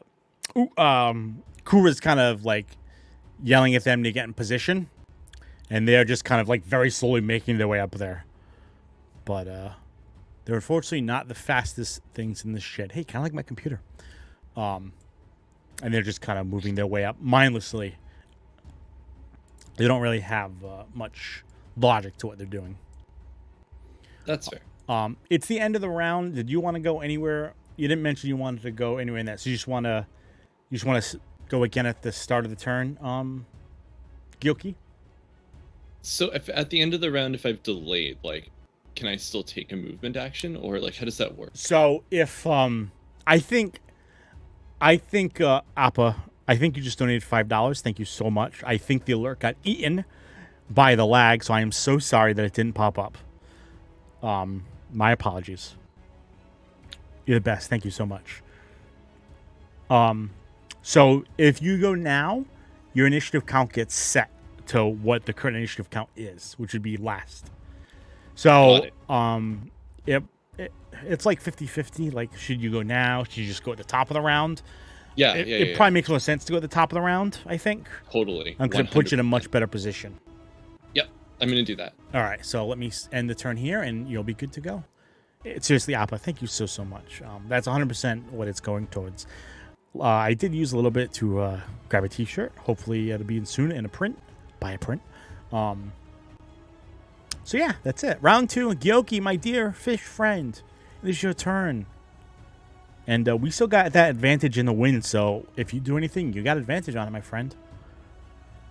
Super cool. I'm going to move up to here, and I'm going to throw some dice. Because what the hell else can I do to this thing? I'm very worried, by the way, about everything that I'm doing, but that's okay. I need someone to flank this, by the way. I might, like, yell in character while I'm doing this. Someone get behind it! I want to make sure it doesn't... And, I'll just throw these. I have advantage, you said, so yep. Hold on. Alright. What are these? One's an attack roll of 20, and one is 12, so I think 20 is the one we'll take. And I believe... I'm gonna print his defenses out, but I believe 20 hits. Okay. I really bloody well pray it does. I'm 99% sure 20 hits. It's actually it's actually 21 because of the Inspire, too. That's true. It is 21. Yep. Oh, no, it's not. It's actually less. Hold on, because I am 2 increments away from it. So so it's is... 19, I think. Yeah. It's 2 increments. That hits exactly. Okay, because if it didn't, I am real screwed. So what I'm going to do, since I know that it hits, is I'm going to throw my... What? Work. Please. There we go. My malady is a misfortune at it. And since we're taking that die roll, it's a 5 plus a 5 is diseased, which is a fort save. Okay. Let me roll its fortitude save. That was defenses again, not saves. Saves is number 2, guys. I think the best part is if you watch what I'm doing, you can see what I'm hovering over. And it very clearly is not, but I click it anyway. I'm determined to make this happen. So it resists the fortitude, but it still takes damage. How much damage? 6 damage, non-elemental. 6 damage, so 7 with the Inspire. Oh, Appa, did you buy a shirt? The alert didn't come up for the shirt. Oh my God, yeah. Did anyone else see the alert for it? Oh, what the hell? I didn't. Everything's Thank so you, broken. Appa. Yeah, Appa, thank you so much. I hope it looks awesome. I haven't gotten mine yet, so I don't know how it is and how it'll fit, but fingers crossed it's great. That's the other reason I wanted to order it, to make sure it was, You should put it on a tank top so I can wear it on stream. I can absolutely put on a tank top for you. I'll put on whatever you want. You want it on a sponge? I'll put it on a sponge for you. I'm not wearing a sponge on stream. Please don't wear a sponge, you weirdo. Oh, what the hell, Apple? I'm so sorry. I'll see if I can resend the alert once we're out of combat, just to see if it'll pop up without everything chugging. We're on stream when hell yeah, we're all gonna be decked out. So you roll your dice and little I think it's like little elemental darts, right? Shoot up out of them. Yeah. So, well, I don't know what they are, but they're little like. So these little wisps of energy fly out of your dice and hit the antlion on all sides, and it kind of rocks back and forth a little bit, and you get some really good hits on it, and it kind of shakes its head out of frustration, and it looks at you. And you're done, right? Yeah. Okay. Robot, get in front of me. Oh wait, I just noticed I have 7 little triangles here. What does this mean? Oh, skip frames detected. 26% over the last 2 minutes. Yeah, no shit. Thanks. Check. Yeah, no shit, Streamlabs. Thanks. Can you click end turn on your thing for me, my friend? I'm so sorry. I'm so used to us not needing to do that because we didn't do it last That's time. okay. It's my fault.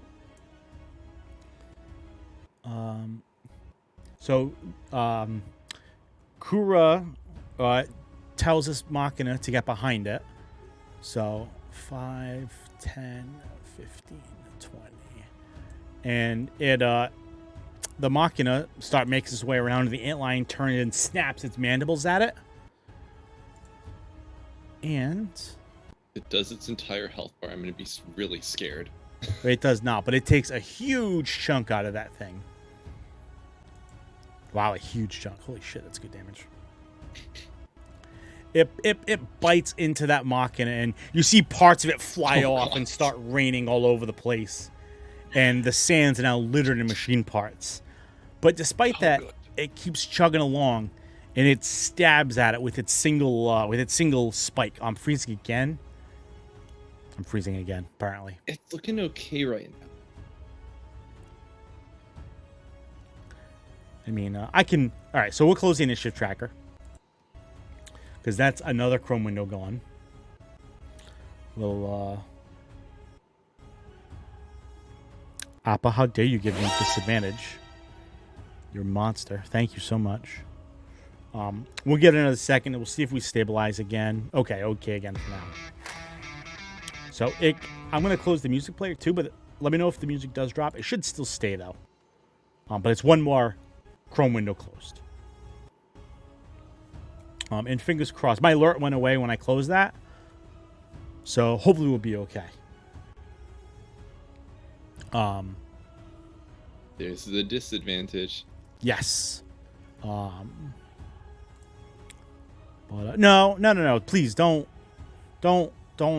be sorry for participating in everything else. Please. I want, that's why I did. I wanted everyone to be able to do that. So it's just the unfortunate downside is, my computer's just made of paper mache and sadness. So the Machina Warrior, still alive, retaliates with its mighty claw drill thing. And wow. Holy shit, critical hit. Maybe. Yeah. Maybe. It's I guess I can't see anything. D4 plus 6. Oh, you can't see the combat log in game? No, it's all hidden. It shouldn't be. Is it really? Oh yeah, it's all hidden rolls. Why? It's not supposed to be hidden. I'm sorry. It's supposed to be going to chat. I guess because it's like you're the GM, so when you post the roll stuff, it's all hidden. I don't know. It's weird because it doesn't even tell me it's hidden either. So I'm so sorry. Oh yeah, no worries. That's why I'm always like, what's happening? What's happening? My sincerest apologies. At least stream can see it. So we'll take that for what it's worth. It's not a crit, unfortunately. But the antlion does get stabbed in the back for 6 points of piercing damage. Right to its carapace. It just drills right in. It goes, "Vee!" And Icarus starts spraying all over the Machina. It's the most appropriate way to say its ass. The Antlion's turn. The Antlion looks at everyone in front of it. It is a vermin, though. 50-50. Roll a d20 for me, so I don't have to. Who, us? Both? Yeah, one of you guys. You guys can fight over which one of you wants to roll it. I rolled a 12. You rolled a... I'm sorry. I meant a d2. But that's okay. I should have also asked you if you wanted odds or evens. But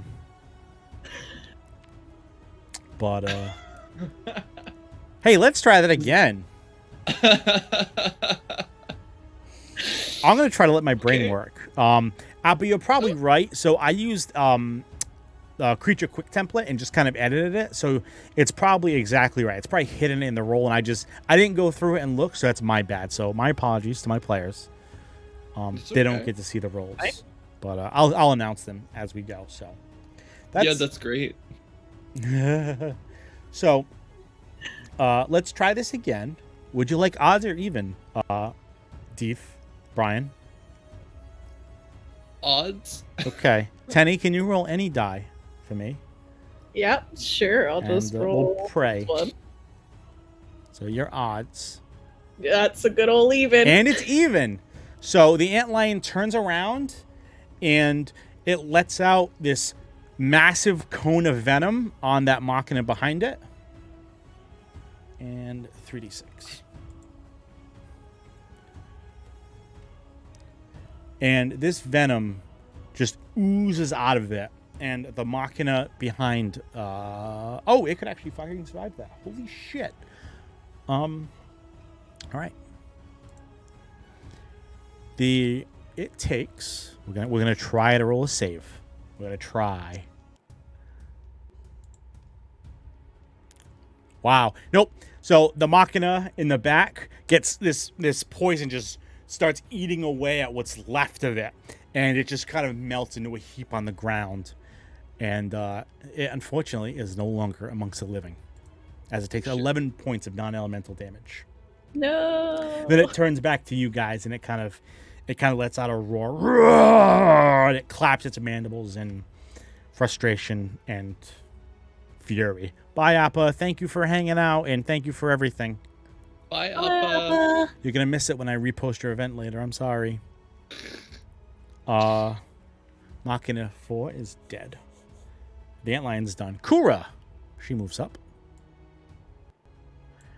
and she starts mixing another concoction together, and she throws it at you, Gyoki, this time.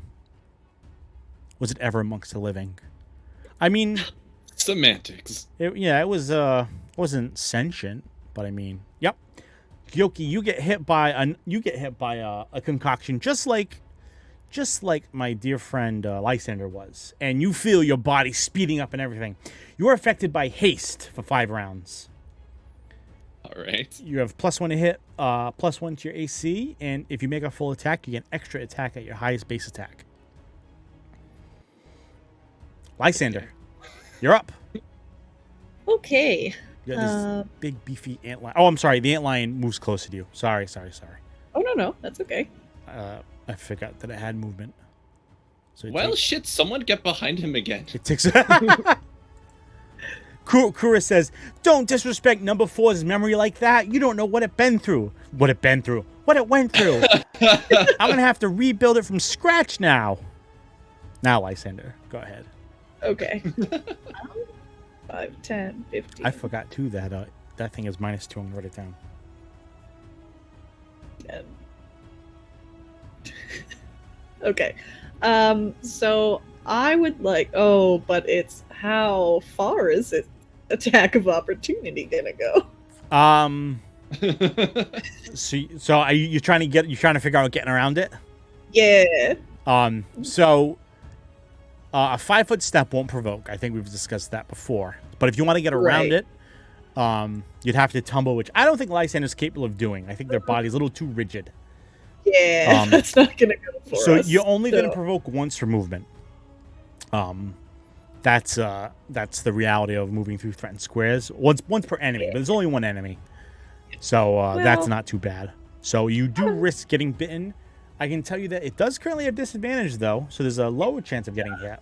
Okay, well, we're gonna take that risk. Okay. Lysander slaps the balls on the table and flings them at it, and is going for broke.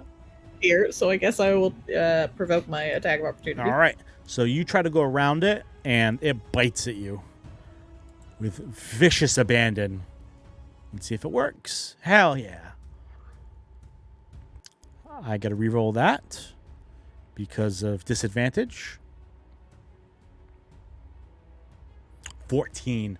Lysander, the hand of fate is looking out for you.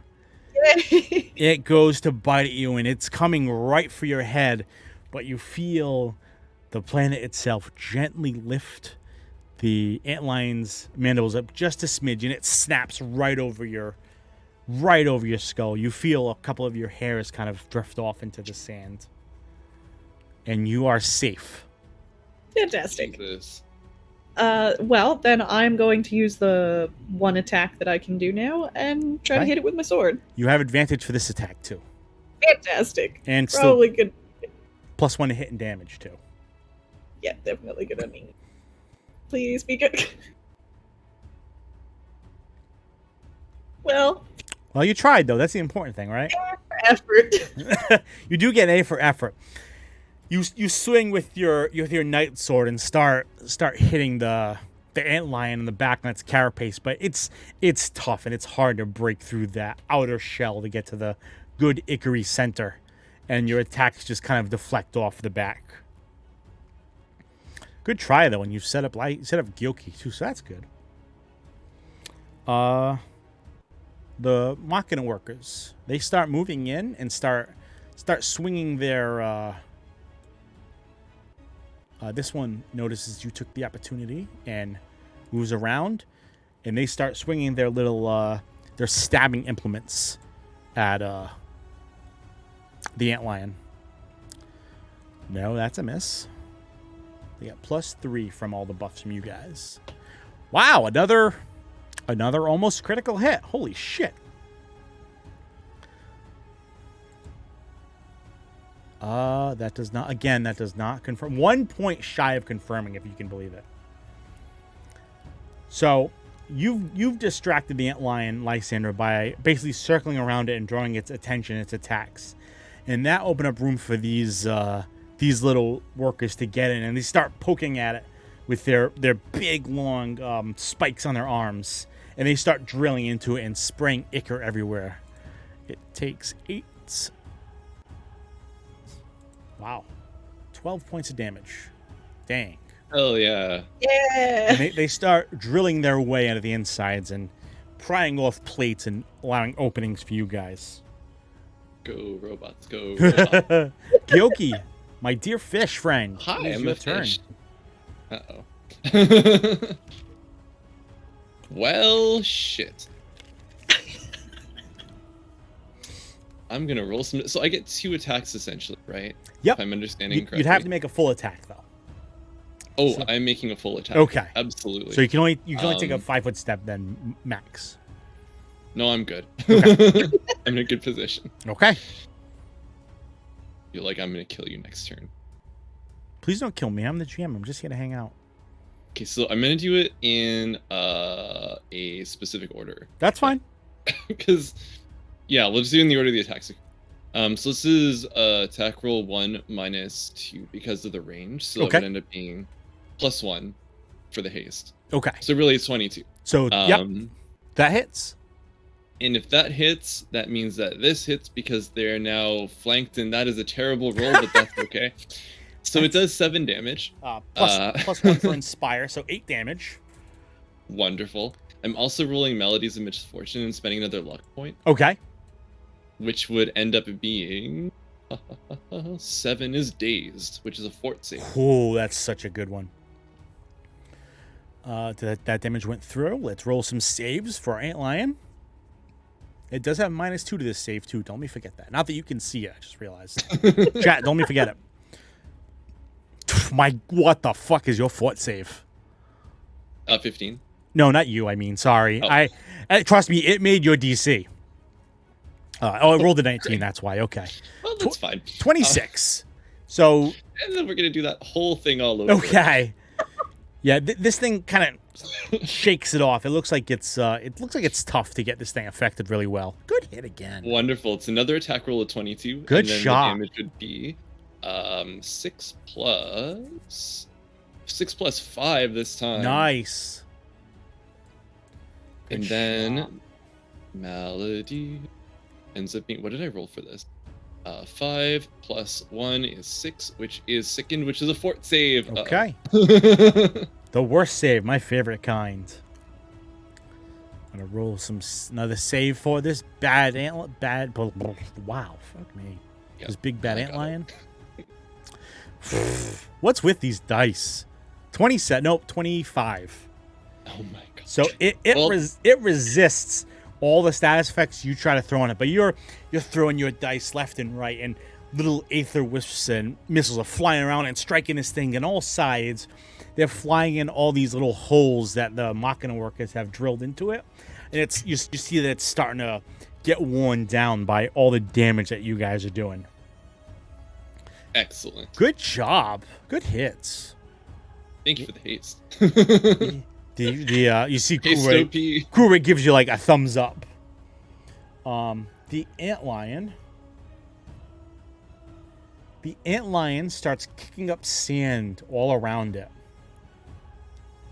I need all of you guys to make fortitude saves.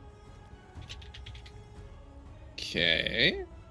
It's DC 14. Do I have to? I'm not good at that one. You do. 30 foot. 5, 10, 15, 20, 25. Wow, even she has to make one. Let me remind myself of if I can do this or not. Oh. Maybe- Oops.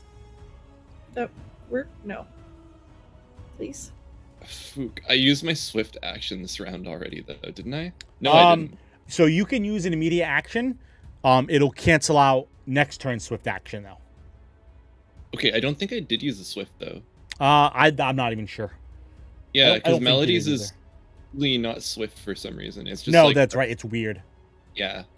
Yeah, I remember being confused about that. Okay, Yeah, super. it's- So I'm gonna do this first. I'm gonna expend 5 stamina points to give myself +1 to the save, Okay. which is my wonderful ninja ability that I can do. I forgot you're a ninja. You think the sneak attack would have tipped me off? I am a ninja. And this is a fort save, you said? Yes, it's a fortitude save. Okay, well that's probably unnecessary, but Wow, it's yeah. 20 +1. Okay.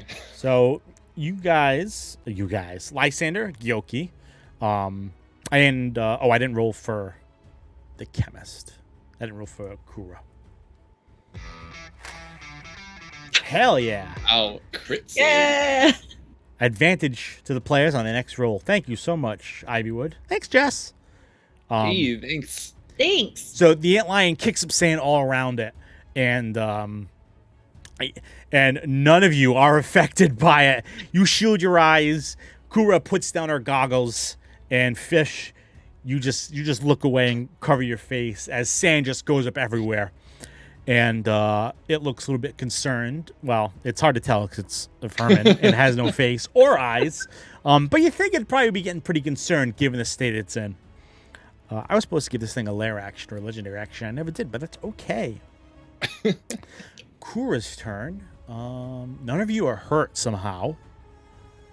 Amazing. I don't know how that happened. So, Kura is going to delay. Lysander, you're up. Well, if at first you don't succeed, I'm going to try to use my sword. You have +3 to hit from flanking and from the Inspire, and +1 damage, and advantage. So I believe in you. I believe you can put this thing in the ground for good. Let's hope. There's one. Yep. Ooh. There we go. Wow. Critical threat. You hate to see it. Oh, is that a confirm? Oh, no. Yeah. Oh, no. I was kidding. You weren't supposed to one-shot it. I'm kidding. I love it. Uh, So that's a 20, a lot to hit, yeah. with a 23 to confirm. And gross. So 11 slashing damage, right? Yep. Doubled to 22 slashing damage. Ideal. You come right in to where all the damage that these little Machina have drilled, and then that Gyoki's dice did even more, and he just kind of opened up, and you drive your night sword right into the back of this thing, right through any chitin plate it's got left, and you hit something important, and it lets out a and it shakes a little bit, and you have seriously hurt this thing. You can tell it is on its last legs. Perfect. I guess that I will try to hit it again for that last little bit of. Okay. And you get advantage for this one because, as we said last game, you keep advantage for whenever you crit. We don't burn advantage on crits. Well, that's a good thing because that wasn't a good roll. I believe that'll hit too. I think so. You have +3. I think it is 19 AC. Yeah. So with a final blow, you raise your sword and you come down right in that same wound, and you slice this thing. You slice the back of this thing's back. Yeah, sure, why not? Perfect. You slice the back of the antlion right across the side, and it collapses into a mess of ichor and venom and it lets out its last shuddering breath as it collapses to the ground. Great job, guys. You have slain the great menace in this part of the Great Desert. Hell yeah. Yeah. Good job. And Kura Good comes up and she pulls this big pearl out of the antlion. She goes, "The treasure." And she wipes it off and puts it away. And she says, "Thank you so much. Now they won't be terrified Now the people of the town that's not named won't be terrified and can roam the desert a little safer thanks to all of you." Well, glad to be of help. Now that we didn't get eaten, that's 600 gil, I think. She kind of shakes her head and says, "You're right. A deal's a deal. I'll get you the gil in a moment." She waves one of the Machina, was like the one that was hanging back, and she waves it over, and where it's got like her little folding suitcase, and she opens it up and reaches in and takes out some gil, and she takes out a bag with a G symbol on it, and she hands it to you. She goes, "Your gil as promised. If you want to wait, I'll lead you back to town, but I'm just gonna bury the fallen, if that's okay with you. If you don't mind waiting a few moments." No, by all means, go ahead. You do you. So she enlists her Machina workers, and they start digging graves for the chocobos and the fallen here. And it takes a little while, probably about an hour or two, so it's starting to get a little dark. And before long, she's dug a few graves, and she lays them to rest, and she says some prayers for them. And after that, she starts putting the broken number 4 back together, and he's a little not right. You see, he's kind of wobbling back and forth a little bit, but it looks like he's working for the most part.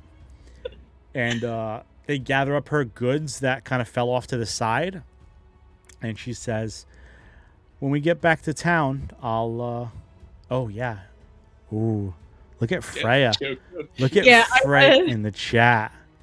I was going to ask, is there any way that Lysander could casually help bury these chocobos to not, like, that way they're close enough to help hopefully be able to get their shield Yeah, there's enough parts left that you could absorb some of the essence remaining and get Choco Cure from it. Perfect. So you say you help dig too, is that what you said? Yeah. So they'll help overall in order to Yeah. steal some essence. So yeah, as you help dig, you're able to move your shield close enough, and the wispy tentacles come back out and absorb some of the essence from the Chocobo, and yeah, you can learn Choco Cure from that. Yeah, perfect. Thanks. You see somewhere you hear a faint quack. A ghostly Chocobo gives you his blessing. You're not quite the same as a Blue Mage, so you don't really know what's got what. So I'm gonna say your shield also feels the pull from the antlion too. Oh, perfect. It can feel there's more techniques to learn there. I'm gonna go hang out with the antlion. You go over to the antlion, and sure enough, you can feel your shield wanting to reach out and extract some of that knowledge from the antlion's essence, if you will. Perfect. Then Lysander is going to do that. Okay. So the tentacles reach out and latch into the antlion's carapace, and it raises up just a smidge, and it starts pulling just knowledge right into your circuitry or into your shield, I guess, not your circuitry. And you can learn some abilities. You can learn Sandblast, the one that the antlion used to try to blind everyone and fail. And you can also learn Sand Pit that it didn't even get to use, which that lets you create a hole to engulf a single target and inflict them with the immobilized status for D4 rounds. Those are both awesome. Thank you. You're welcome. Okay, so Cora kind of watches. She goes, "Cora, that was amazing."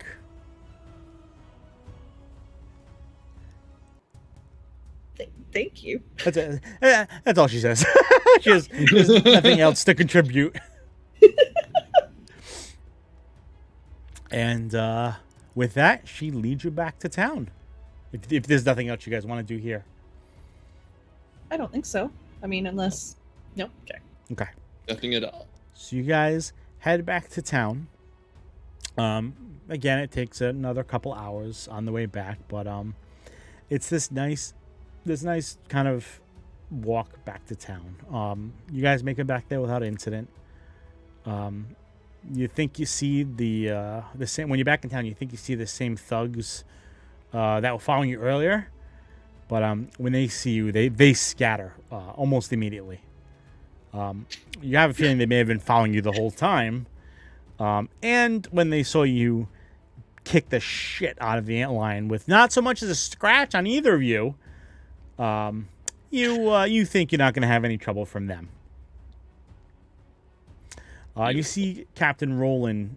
He's out. He's got a drink in his hand, and the little tavern that the Tempest folded out into is now it's super lively, and all the lights are on and everything else, and everyone's laughing and having a good time. And when he sees you and Kura walk back, he raises a glass and he goes, "The returning heroes back from their journey, huzzah!" And the whole tavern goes, "Huzzah!" And everyone just kind of goes back to the drinks and everything else. And this is the tavern we were in before, right? No, this is the Tempest with the bottom folded out. Yeah, got it. So yeah, it's turned into this lively tavern.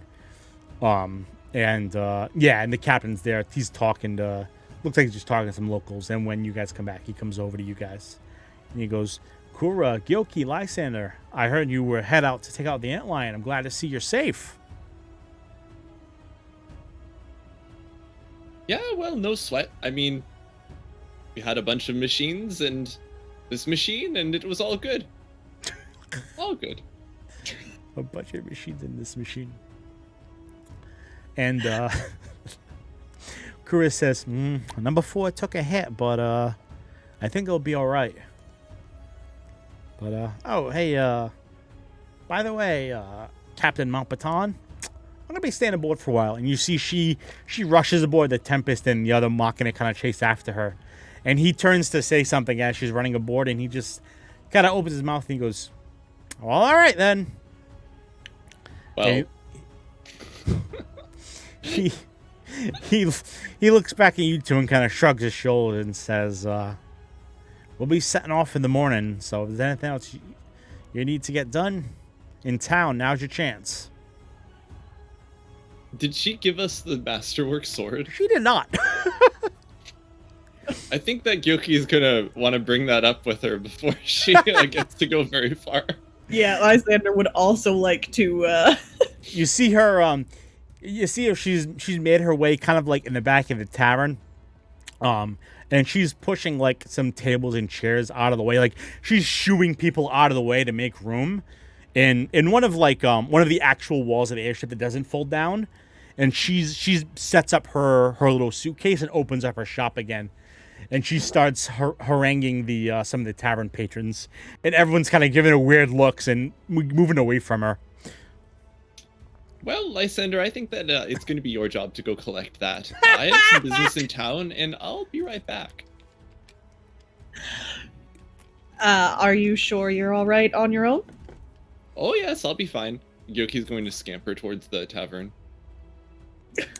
The one with the mechanical arm?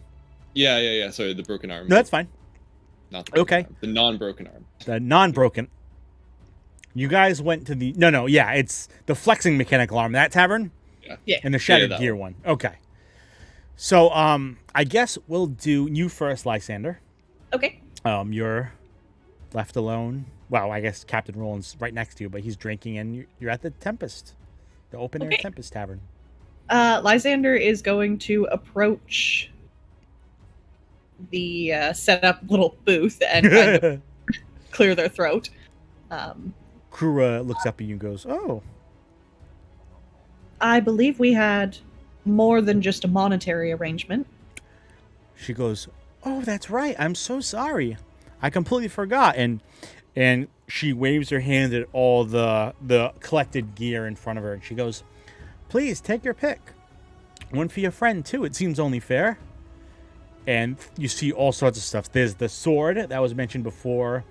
There's a shield that's kind of similar that you kind of flex your wrist and the whole shield just kind of pops up from the machine, the gears. Blah, my brain is gone today.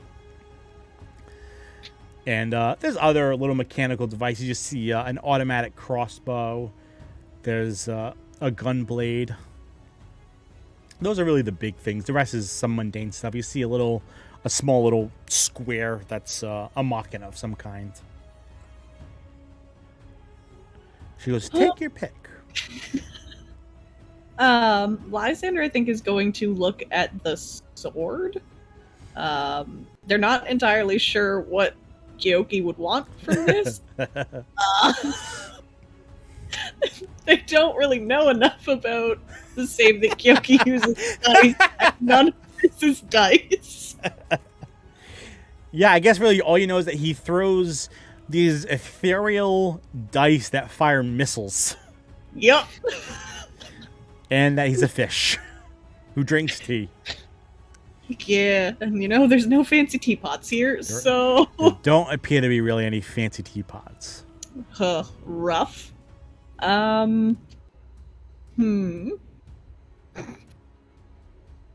Lysander's gonna take the sword and then kind of hesitate for a moment and go, I believe my friend will be back shortly, and I should perhaps leave that selection to him. She sighs and goes, okay, that's fair. I can't promise I'll have everything in stock by then. These people are clamoring to get this stuff. No one's around her at all. And I don't know what might have left, but all right. I think that's a risk that we can take. And I think Lysander is honestly just going to step away to the closest table to make sure that, she doesn't just shove stuff away. she doesn't have to give something to the fish when he comes back. That is probably not helping encourage other people to show up either. So you loom like a henge next to the table, and between you and her constant heckling of everyone around her, no one even approaches the little booth except the captain, who kind of just comes over just to look. But he doesn't take anything or purchase anything. Fantastic. Lysander, you have gained a masterwork mechanical night sword. Yay! You can draw it as a free action. You basically snap it out, and like those cheap lightsabers you used to get as a kid, you snap it out and it forms into a night sword. Or it immediately just like comes apart and you go, oh shit. Or it immediately breaks apart and you have to figure out how to fix it. Excuse me, please don't attack me. I have to sword that together. Perfect. And I think I said it was masterwork, I believe. Mm-hmm. Okay, just want to make sure I said that. Yeah. All right. My friend Gyoki, you are heading back to the Flexing Arm Tavern, or whatever it's called. Or whatever it is called. No one really knows. It's an Al Bhed, and I can't read, so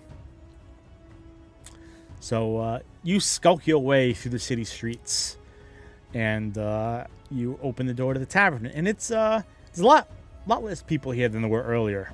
Looks like most of the people might have made their way actually over to the Tempest, but you still see the same Moogle behind the bar, and he waves at you as you come in. And he goes, "Welcome back, my friend Kupo. Welcome back, my friend Kupo. We're alive after that little expedition. Thanks so much for pointing us in that direction." Yeah, I'm glad to see it. You managed to get the gill out of Kura?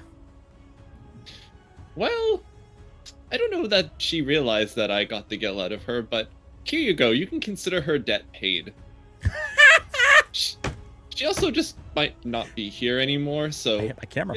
and I plopped down 100 gil. I wasn't expecting that. He says, "Oh wow, thanks so much, Kupo," and he scoops it up and puts it into a till below the bar, and he goes, "Wow, that's incredible! I can't believe you got it out of her. Usually, no one can get anything out of her, Kupo." And she goes, "Well, nope, go ahead." No, go ahead. Okay. He turns around and goes, "On the house," and he gets cactus juice, a cactus drink, and slides it to you. Well, heck yes, I'll have this wonderful drink. Yoki is kind of like sipping it this time, kind of looking around. There's not a lot of people here.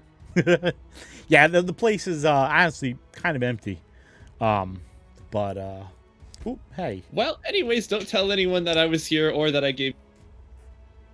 No, really. Thank you so much for your hospitality. And then he doesn't drink the rest of the juice and he scuttles out. He goes, "What a weird fella that fish, Kupo," and he just kind of shrugs, and you leave the tavern. Yeah, I'll go back to the airship. Okay. You skulk back to the airship, and you see Lysander just kind of standing there, looming next to Kuro, who has set up her little booth in the corner, like a psychopath. Wow, you work fast. Yeah. Wow, I already fired a voice. Holy crap. You got to be prepared with it's a seller's market right now. You got to get them whatever they'll buy. People love this stuff. I realize I ran off without giving you what's due, so take your pick. What can I get you? We got this lovely... Oh, no. You need all of this for your livelihood. It's fine. You sure? She picks up the cube and kind of shakes it, and this little like Moogle-shaped machina kind of flies up in the air and starts floating around her, and it starts firing fireworks off into the air. She goes, "You sure you don't want? Look at this thing. Look how great it is." And from across the tavern, you hear Captain Roland, "Hey, stop firing fireworks off in my airship! It's made of wood, damn it!" And she grabs it and quickly folds it back up and puts it on the thing, and she starts waving away the fireworks. She goes, "Oh, everyone's a critic these days." Well, actually, that's really interesting, and I'll definitely take that. Thank you. Okay, you take the little cube that launches fireworks into the air. Hell yeah. You can point at someone or throw it at someone, and it'll float around them, firing fireworks for a good minute before it needs to figure out how to recharge. put that on my sheet, but yeah, it's great. I just made it up now, so have fun naming it. Moogle Firework Floating Launcher, I guess.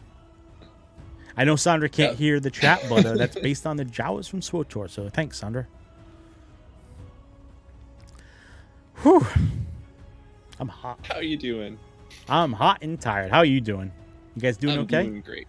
Mm-hmm. I got one more thing planned, so if everything goes okay, it probably will take us maybe to 3:30, depending on how well you guys do. All right. So, do you guys want to take a break for a little bit? Stretch your legs. You guys good? I'm okay. Senor Brian, how you doing? Yeah, I'm good. Okay, we'll keep going then. All right, I'm good. I'm just gonna take 3:30 is in like 7 minutes, or 3:30 is in like. Oh, I'm sorry. I'm looking at the clock. That's why. Oh, that's my fault. I mean, like through.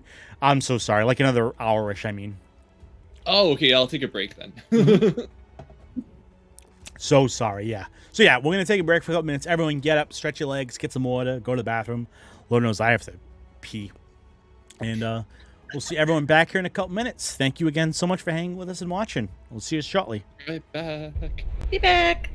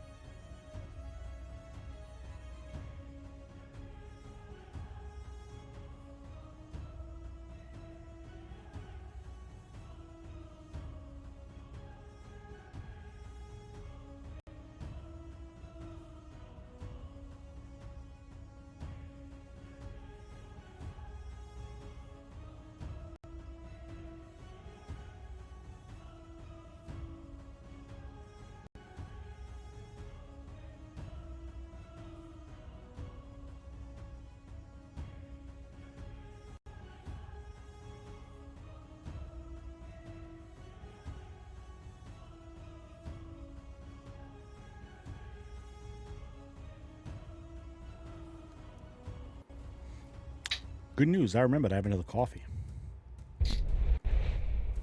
That's exciting. Sorry, I'm back. That's okay. you came back legit just as I got back, so it's perfect. Cool. Just gonna change my music a little bit. Oh, let me just clear the initiative tracker because it's broken. Just want to reset combat so I can get rid of this. It's Machina Warrior 4's turn. It's not. He's dead. Are you sure? Well, I mean, he's back now, technically. Excuse me. How did you already get fur in my cup? There we go. Awesome. Okay. I'm just going to sip my coffee for a moment. Of course. Just kind of absorb its essence. Don't kick me. Rude cat. Sound like talking to Toby. Leave me alone, Toby. Oh, It's fine if she wants to sit here, but if I don't pet her, she's just full on like. pet her or fight her are your two options. That's it.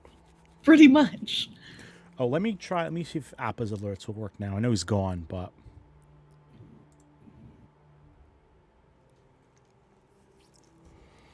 Do not take off across my lap for a pigeon. oh, good, that worked. So it probably was just lag then from earlier, unfortunately.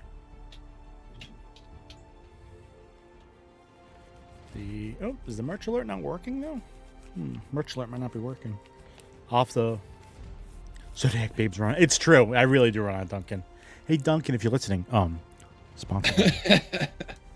I'm cheap. I'm cheap, honest. Now it looks like. Oh, did it pop up that time? I didn't see. Yeah. Oh, it did. I literally missed it. I looked away to check my other feed, so I'm gonna do it again. Appa did not buy 3 shirts. For anyone wondering. Tenny, did you just have a cat? I was wondering what happened. Oh, she's knocked over my whole light system. Oh no! Oh, Nix, I love you, but you're a menace to society. There we go. Yeah, no, there's the pigeon is back in the window and she's very excited about Oh no! our good friend. Let me But try she's gone now. So. Try it on there. Will that work? Oh. Ow. All right. Well, I'll have to figure it out. It clearly worked for a moment, but it's probably just lag. So. That's okay. Yeah, it's all right. So I'm sorry, everyone. Too bad. Doing my best. We'll figure it out. Yeah. We'll I think I've literally offloaded everything I can to the GPU. I think I'm out of things to offload. So, thanks, NVIDIA. All right, y'all ready to continue? Mm-hmm. Hell yeah. All right. So, as always, Captain Roland offers you a place to stay aboard the Tempest if you like.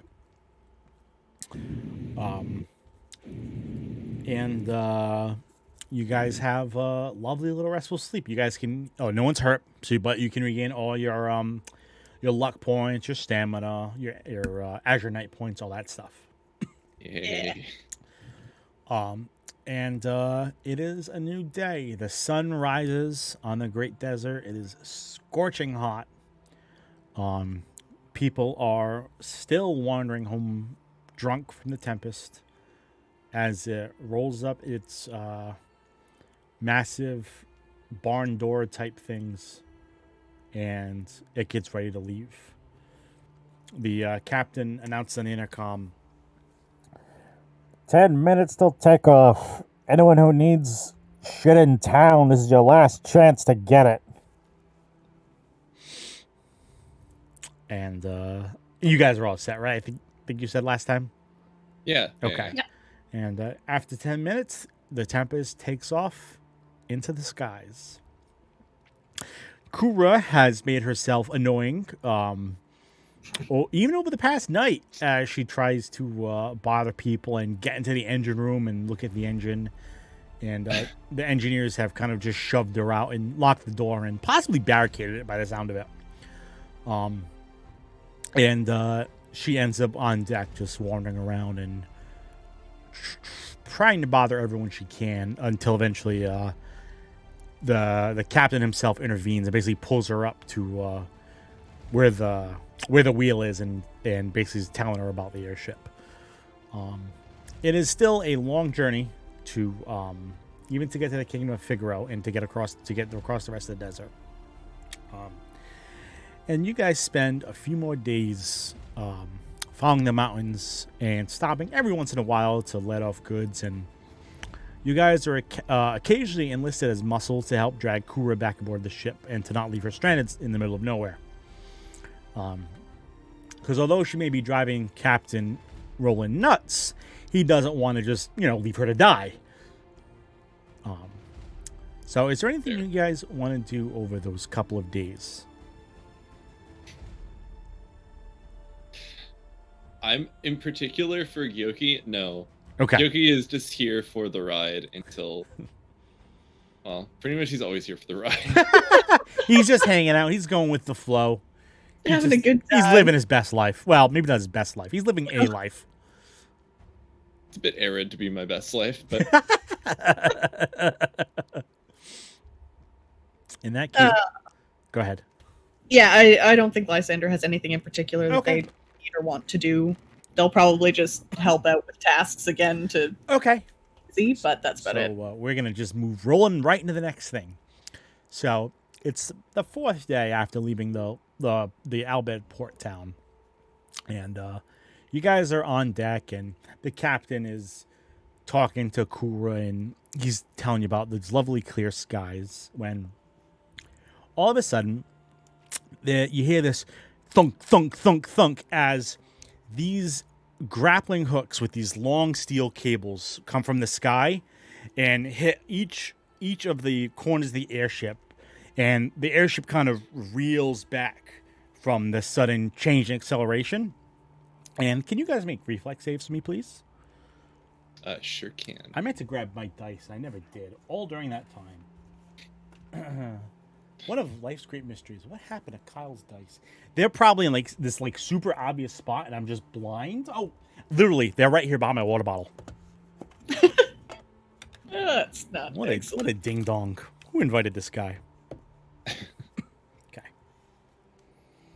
Gyoki, you made it. You're good. Lysander, 8. Lysander, please.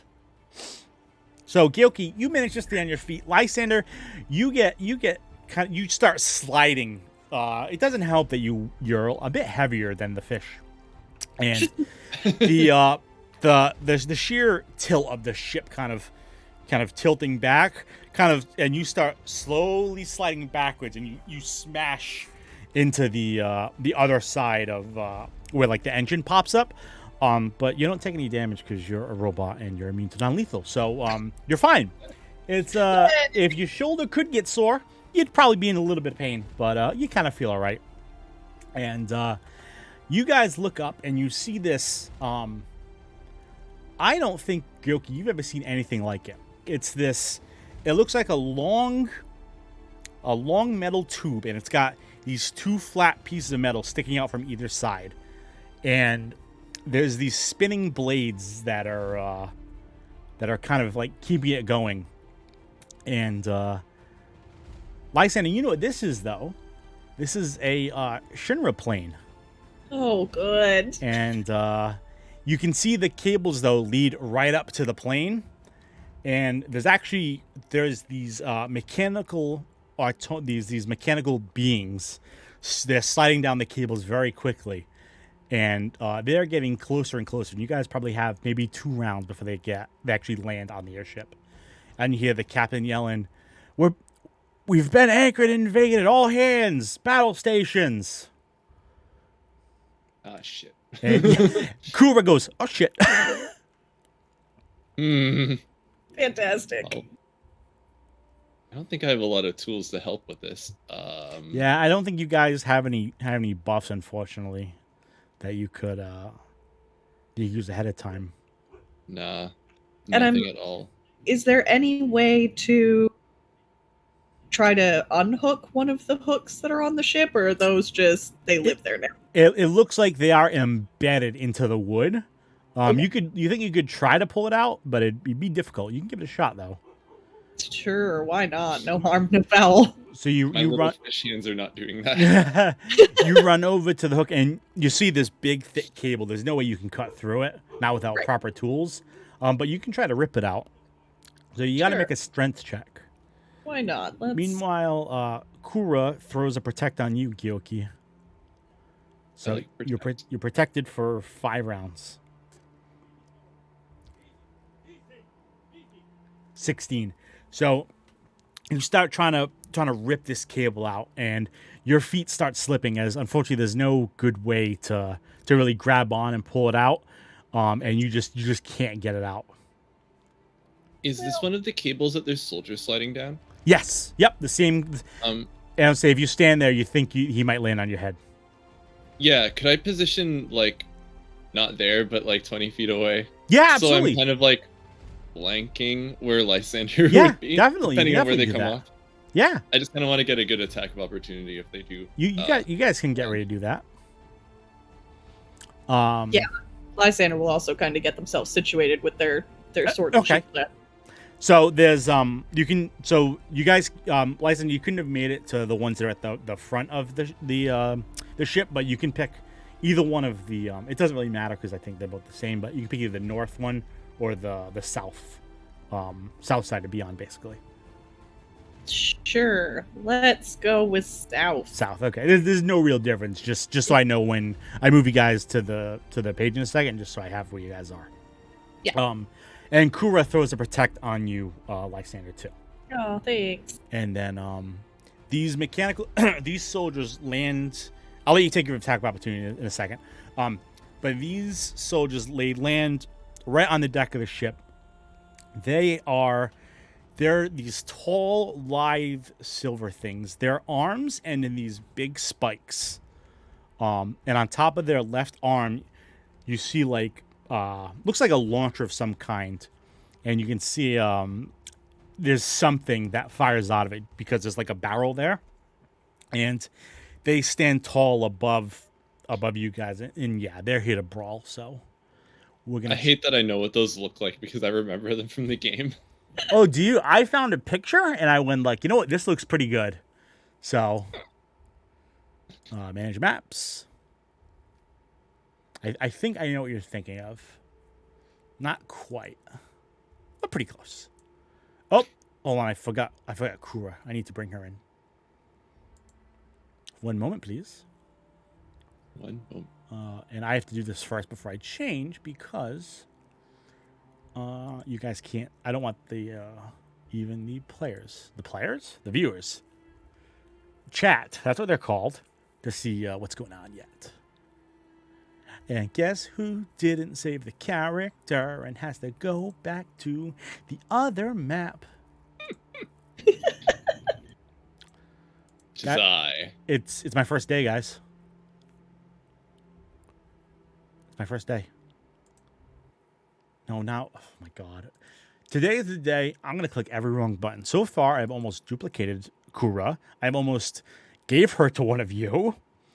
I have looked to see what Kura's dude looks like. It's the same as mine. I just want to save her. Just want to bring her. I don't mean to post those to chat. What? Oh my What? God. What'd you post to chat? I didn't see it. Don't mind me. Oh, there it is. My chat finally caught up. That's a lot of maladies of misfortune. Yeah, ignore that. I didn't realize that I had to click this to move it. It's fine. Yeah, it's really weird the way some stuff works, unfortunately. Don't get me wrong, I love Astral. I still think it's the best one out there. It's just a little laggy, which is not entirely its fault. Some of it absolutely is, just because of, it's how it is. Oh, fuck me running. I could have just done that. Guys, I'm the best. Don't tell anyone. You are the best. All right. Albed Chemist is on the field. Let's go to the combat screen. Now add the party. Hope you guys are ready for the fight of your lives. The antlion wasn't the fight of our lives. No, the antlion was jump change. Oh, Not good. Oh, geez. Oh, there's Pazu. Hello, Pazu and Mugen and Hey! Velvet. He hasn't even loaded for me, so Oh, they're all so strong. Oh, shock droids, I hate you. are they actually called shock droids too? Fuck. I just kind of named them whatever. What are the odds of me accidentally naming something? I think they're called shock troopers. Oh, yeah, you're right. They're called shock troopers. Yep. Oh, I'm the very best that no one ever was. Hey, Apple, welcome back. I'm glad to have you. You're just in time to watch your friends Welcome back, Appa. Die. Yes, probably gonna die. They're And Appa has already given me disadvantage. We're off to a great start. Thanks, Appa. You suck and I love you. And we're gonna have to make a rule like no player is giving advantage or disadvantage. That's all right. It's one thing if the player is playing. I don't mind if you guys are watching. Pazu can't fly, can they? I don't think so. You know that? I don't remember. I think only black chocos can fly, right? Not sure. Oh, this sucks because I didn't. That's all right. I'll have to switch back to the screen. He borrowed wings from the dead dragon. All right, I'm gonna rename Kura. You guys can roll for initiative. okay. Hell yeah. Do I even have Kura open? I don't. Of course I don't. Why would There you I? go. We traded places. That's better than it was last time, thankfully. I think I just prefer going last anyway. Yeah, and I do prefer going first so I can get in front of all I was of you. gonna say it gives you a chance to set up and gives the tank a chance to get up there. I bet I'm lagging like crazy. Oh yeah, the stream's freaking out. Yeah. All right. Well, we're not gonna rename. We're not gonna rename her. We're just gonna let her stay Albed Chemist. And eventually, the stream will. Once this closes, the stream will catch up. I just technical lag difficulties. I should have learned my lesson last time.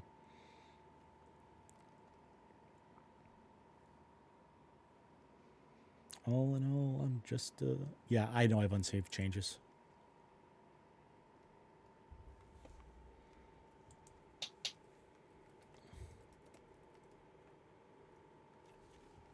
All right. While stream kind of evens itself out.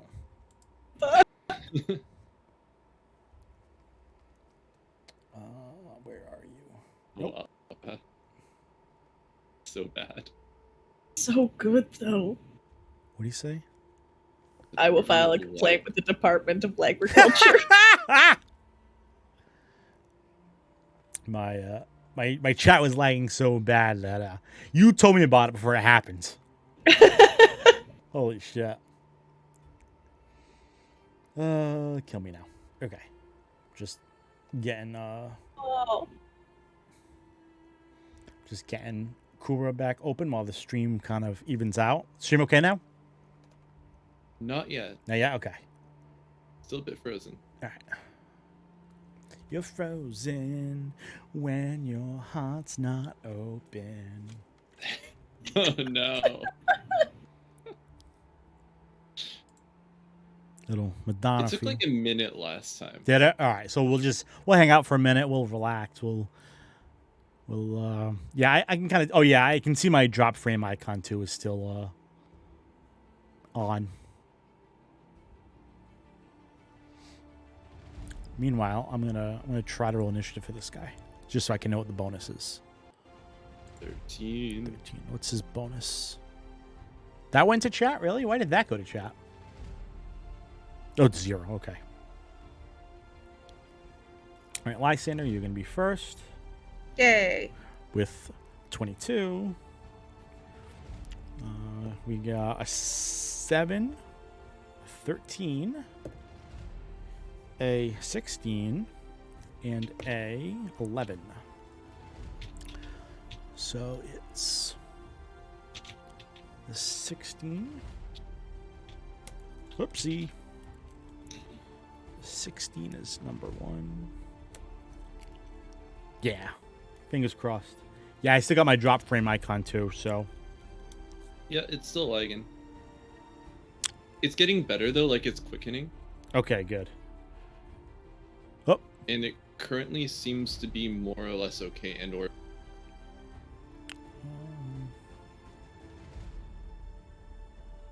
Yeah, okay, we should be good. Okay. Yeah. Oh, I didn't roll enough initiatives. As long as we don't break any. Fingers crossed.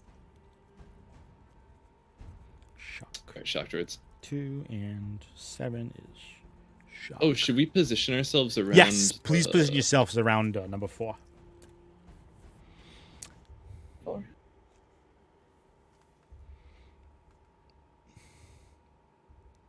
I don't know which side you wanted to go on. Yes. I'll scuttle next to the Here. engine. You I probably could have positioned it a little better, but Lyson, you can stand in that square. No, you can stand in the flanking square Oh, okay. because there's enough space for you to stand there, even though I didn't position it just quite right. No, that's fine. Okay. I'm happy to hang out here. Chat says it looks like we're ready. You think we're good? Yeah, oh yeah. Okay, let's rock good. and roll. So these massive things, they have a single glowing red eye, if you will, for a head, and as they come down, Gyoki and Lysander, they provoke attacks of opportunity from you. Hey, that's our first bot, guys. Shout out. Oh yeah. Yeah. We've made it. Someone else banned them. I can't do it. Oh, I got it. Don't worry. Thank You you. were so fast. He's so fast that it hasn't even happened on mine yet.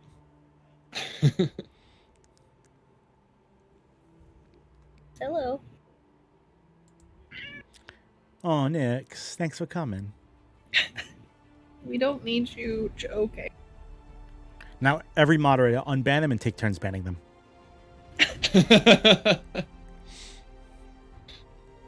All right. Can you? You guys can roll your attacks of opportunity, Okay, perfect. and then we'll go to initiative.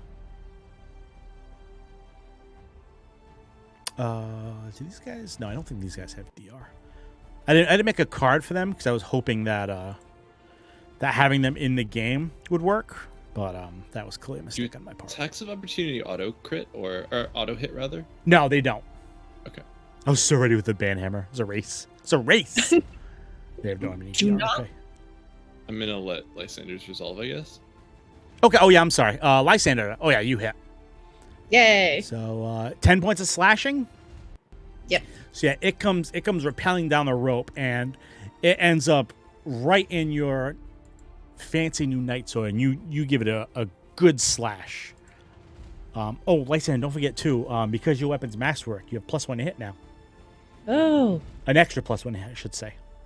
And then go ahead, my dear Gyoki. Are attack of opportunities like full rounds or like just an attack? Or So, like, how does that work? An attack of opportunity is just a single attack, or a single attack action. So, if you had it. like a whip, you could try to trip them or that kind of thing. Gotcha. So you can't use a swift action then. No, you can't.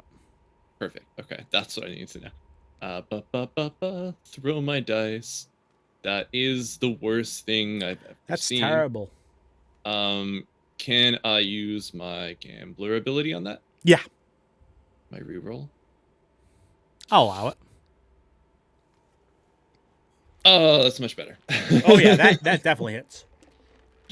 Wunderbar. And then because you are flanked, I'm gonna do this, and that's gonna be a Ooh, good hit. for 9. Okay, so it's 9, and then Melody's misfortuning this thing because it has too much health. Which is 4 and 3, so 7. So that's a fort save for dazed. I don't believe. Oh no, it's a fort save. So yeah, it can probably be affected by it. There's some stuff constructs can't be affected by, but I'll allow it mostly because I can't be bothered to look it up. I clicked defenses instead It's of random. set of saves, and I do have disadvantage on this, so pray for my little robot. I'm praying for your robot. That's a 17. And that is a 4. That's a natural 1. Okay, well, 17 saves. So it comes... no, it had disadvantage, not advantage. Oh, sorry. So it comes rappelling down, and Lysander, you give it a nice good slash right through its back. And then as it hits the ground, Gilky, you throw your dice and little missiles fly out and start pinging off of it. Ping, ping, ping, ping, ping. And at the very last hit, it hits it right in its big eye, and you see the glass kind of cracks a little bit, and you see it kind of like it reels back, and it looks like it's not gonna it looks like it's trying to recover. And let's go to initiative, my friends. Lysander, you're first, actually. Yay! I'm gonna hit it again with my sword. Okay, kick its ass, Seabass. Well, that's not gonna hit though, unfortunately. Oh, that's sad. So you come in with your new Night Sword and you hit it right in the back. Clink! It's got some pretty hefty armor plating. So you're going to have to do a little bit better than that, I think. Yeah. If you're making a full attack, don't forget about your... Yes. Yep, I get to go. Your arm, yeah. Hell yeah. Try again. Whoa, if it got worse. You also get +2 to hit because of flanking. Never mind, that +2 is not going to help you at all. Nope. So your arm comes around the other side with your sword. Clink! Hits it right in the exact same spot on the opposite side of its body. So despite your best efforts, unfortunately, you didn't hurt it. No. That was a good try. Shock droid number 1. Looks like it's heading right for Captain Roland Mountbatten. And it lashes out with that spike on its arm. And you see he jumps over this spike. Shock droid number 4. That's the one. It shakes its head. It looks like it's recovered. And it looks like it's ready to throw down with its big spikes. Shock droid number 2. Gilky, I missed your initiative. I'm so sorry. You were a 9, right? Yeah. I'm so sorry. Oh, I mean, you're not next, but I don't have you in the order. There's no fish. No fish. Shock droid number 2 moves up here, and it jumps on this crate over here. And it points its arm with the launcher on it at Lysander, and it fires a rope out of it. Oh. Let me see if I made this attack right.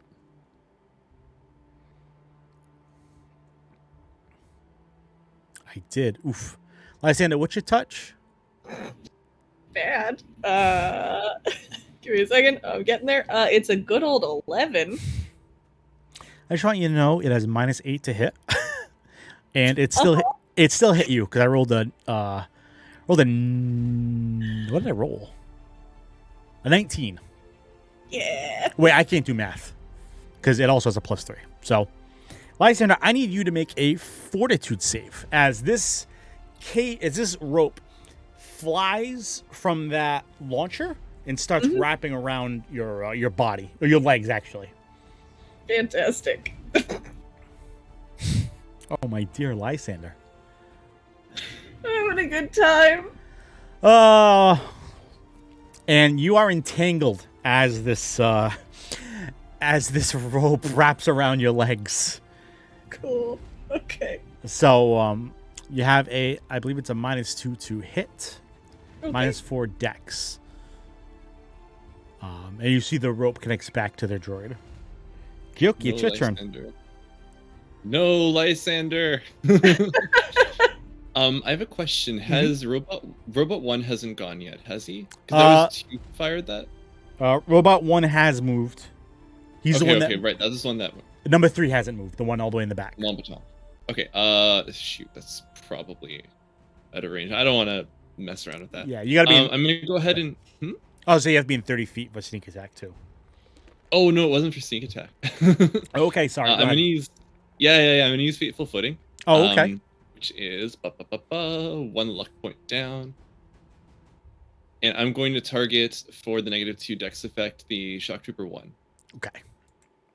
Let's roll a save. Shock droid or whatever. Shock droid, whatever it's called. It's a spiky boy with a big red lens. It is a will save. I don't know if will affects it though. Some stuff does. Oh my god, I rolled a natural 20. I'm so sorry. Wow, I've never had any of these work. I was going to say, yeah, every time you use this ability, it's like, you know what? The game's like, you know what? Natural 20. Let's go. That's okay. I have +1 AC from that, so that's Yeah. all I really cared about. You try to. And I'm gonna. Good. No, that's fine. I'm just gonna throw some dice. Okay. Yeah, you try to slow it down, and it resists the effects of fate altering its movement. So I have a question about dazed. If it's dazed, does it like lose its? I don't know how to say this. I can tell you what dazed does if you like. Yeah, could you? So dazed means it loses its action, but it can still defend itself, so it keeps its AC and everything else. Perfect. Okay, so I won't worry about this then. And he's no longer dazed either, for that matter, because he went. Right. All right. Oh hell yeah. Well, that's 11 damage to this thing. I assume if a 23 hits it. Yeah, 23 absolutely hits. Good shot. You throw your dice and little elemental wisps fly out and start hitting this thing in the back, and you see it half turns towards you from you basically shredding it, and then it looks back towards the entangled Lysander. Shock droid number 3 starts bounding its way across the deck and also leaps up on a crate, and it fires its entangling rope at Captain Mountbaton. And the rope goes... You watch as the rope goes sailing over him, and it just kind of just keeps coming out of the launcher until it just ends, and the rope just flies off into the distance, lost somewhere in the sands. Captain Roland takes a... Can he reach? Yeah, he takes a 5-foot step. Actually, first he attacks... He's got a rapier in one hand, and he attacks the what the fuck do you call this thing? The shock droid, sorry. He stabs at the shock droid with it. And of course, he's going to roll a critical hit. Because he's using a freaking rapier. About for 1 damage, of course. He stabs the shock droid directly in the eye. And you see it cracks a little bit, and some rather important, you figure, fluid starts leaking out. And then he takes a 5-foot step, and he attacks the rope that's holding you, Lysander. Fantastic. Oh, max damage. He barely cuts right through that rope, and you are free. You are no longer entangled. And he says, "We can't be having that now, can we?" And oh, he's my new favorite. Cora realizes she's in a really shitty situation, and she mixes something together, and she provokes from this shock droid. I have no idea what her AC is. I have to actually check. What is your AC, Cora? 18. Ooh. That's the wrong attack. My bad. Sorry. Oh, no, wait. It just didn't post my attack, I think. Oh. She ducks out of the way as the shock droid lashes out at her with a spike. And she mixes a concoction and throws a bomb basically right in its face. I gotta roll. I love her hilarious combat mixing. Hell yeah. She hits him with a bomb, and he takes 11 plus 6. He gets set on fire as this bomb basically hits him right in the face. And it starts eating away at some of his circuits. Jesus. Good lord. Really good roll. That went through. And that's the end of the round. Lysander, my friend, you're up. Well, I guess I'm just gonna try to hit this man again with my sword. Okay. You see his sparks are starting to come off of his body. That's ideal. Yeah, you hit. Yay! For 7 slashing? Mm-hmm. All right. You've learned the lessons of last round, and this time You get him good, right in his neck and shoulder area. With his, you can see there's some exposed cabling and a weak point, and you get a really good hit right into that spot, and a cable kind of separates, and you see his movements become a little sluggish. Perfect. I'm going to try to do that again. Okay. Excellent. Wow. That's without the +1 for masterwork, right? Yeah, that's all. Yes. That hits exactly. Good shot. Perfect. You catch him right in your prosthetic arm learns from that technique and reels back again and slashes him right through that same exact spot and cuts off its head, and you watch as it bounces off the deck and rolls off into the sands, and it kind of slumps down and collapses into the ground. You have a 5-foot step if you'd like to use it. Yeah, I will go. Woof. This way, I guess. Well, she might get. Well, Shock Well, four go- instead. here, I suppose, because after that, I should be able to reach anywhere. Okay. We'll see what plays out. Shock droid number 1. I believe that's the one on the chemist. It is. It just got firebombed in the face. So it lashes out and it goes to stab Kura twice, right in the chest. Roll, please. Thank you. That's a miss. That is also a miss. You see Kura's wearing these a claw on each wrist, and as the spike's coming in, she ducks under one and blocks the other one with the claw. And She's really quite proficient. Shock droid number 2.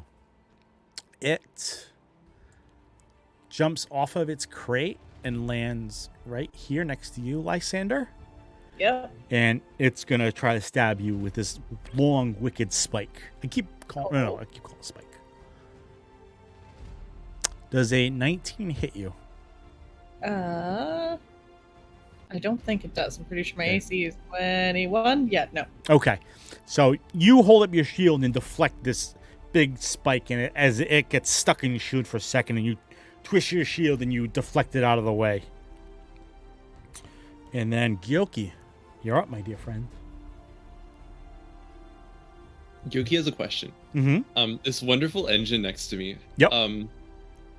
Can I jump over it somehow? Sure, you can try to jump over it. How's your jump? I don't know, but I know that I don't want to walk into the area of opportunity attack, and I'm kind of blocked from like being able to do anything right now. So. I would say the engine kind of sticks up out of the ground a little bit from like once you get past, like the engine has like this big pipe that comes up, and then that part of the engine is like it's elevated a little bit. So I could say you could probably like sneak under the engine just because you're small enough. Appa. Okay. How dare you give me disadvantage? This is player disadvantage. Did you give player disadvantage? You're a monster. Wow. Wow. That's really mean.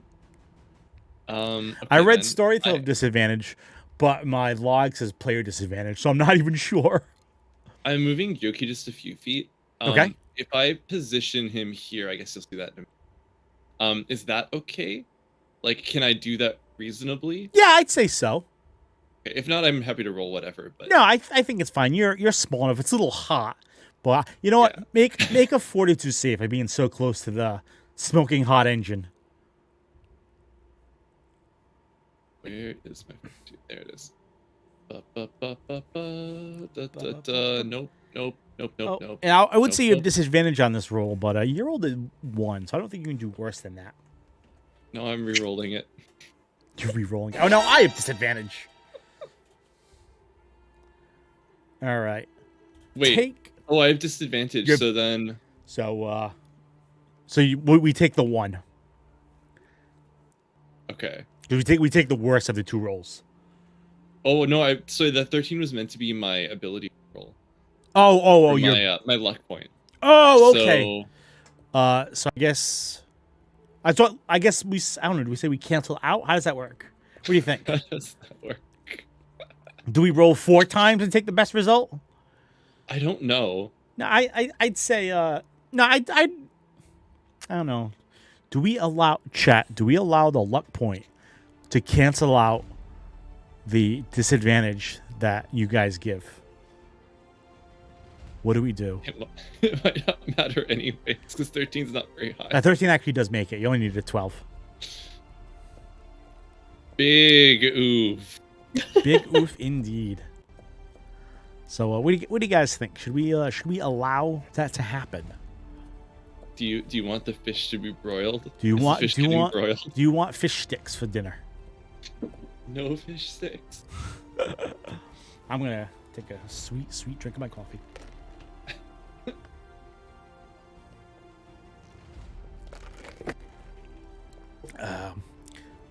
How can we have fish sticks if Gyoki lives? I say yes.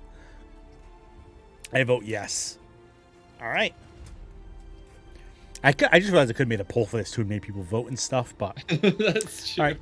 I would say chat has spoken. You have evaded being broiled, my dear friend. Been broiled. So I haven't been broiled. It's the opposite. you barely snake your way out. Amazing. Whoa, that was very, very warm. I have a quick question. Can I do a sneak attack from where I am, or do I have to move slightly more? 5 feet more up to the upper right. Yeah, that's what I figured. Thank you, chat, by the way. I love each and every one of you. Also, yes, thank you for not making me broil. Thank you for not smoking the fish. Smoked fish. It was only don't eat 4 fish. non-lethal. Don't eat fish. That's bad. Good shot. Excuse me. That caught me off guard. Oh my god. Okay. Well, I rolled a 1 in my damage, so I got 5 damage, including the sneak attack there. Okay, so you sneak your way under the smoking hot engine, barely avoiding becoming tonight's entree. And as you get over there, you fling your dice, and more little missiles shoot out and start hitting this thing, and you do some pretty good damage. It looks like it's starting to... You see sparks flying off its back. It looks like it's close to being on its last legs. Shock droid number 3.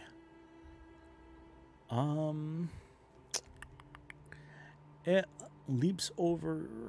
let me see. Tactical analysis. Oh, wait, no. Never mind. It walks by Captain Roland, and it provokes from Captain Roland. I want to point out, I've rolled these dice several times over the course of these couple of games. This is like the 3rd natural 20 I've rolled. That's the 4th natural 20 I've rolled. Yep. It's always the GM who gets the natural 20s. Well, at least it's on your allies doing it and not like the enemies, That's I true. guess.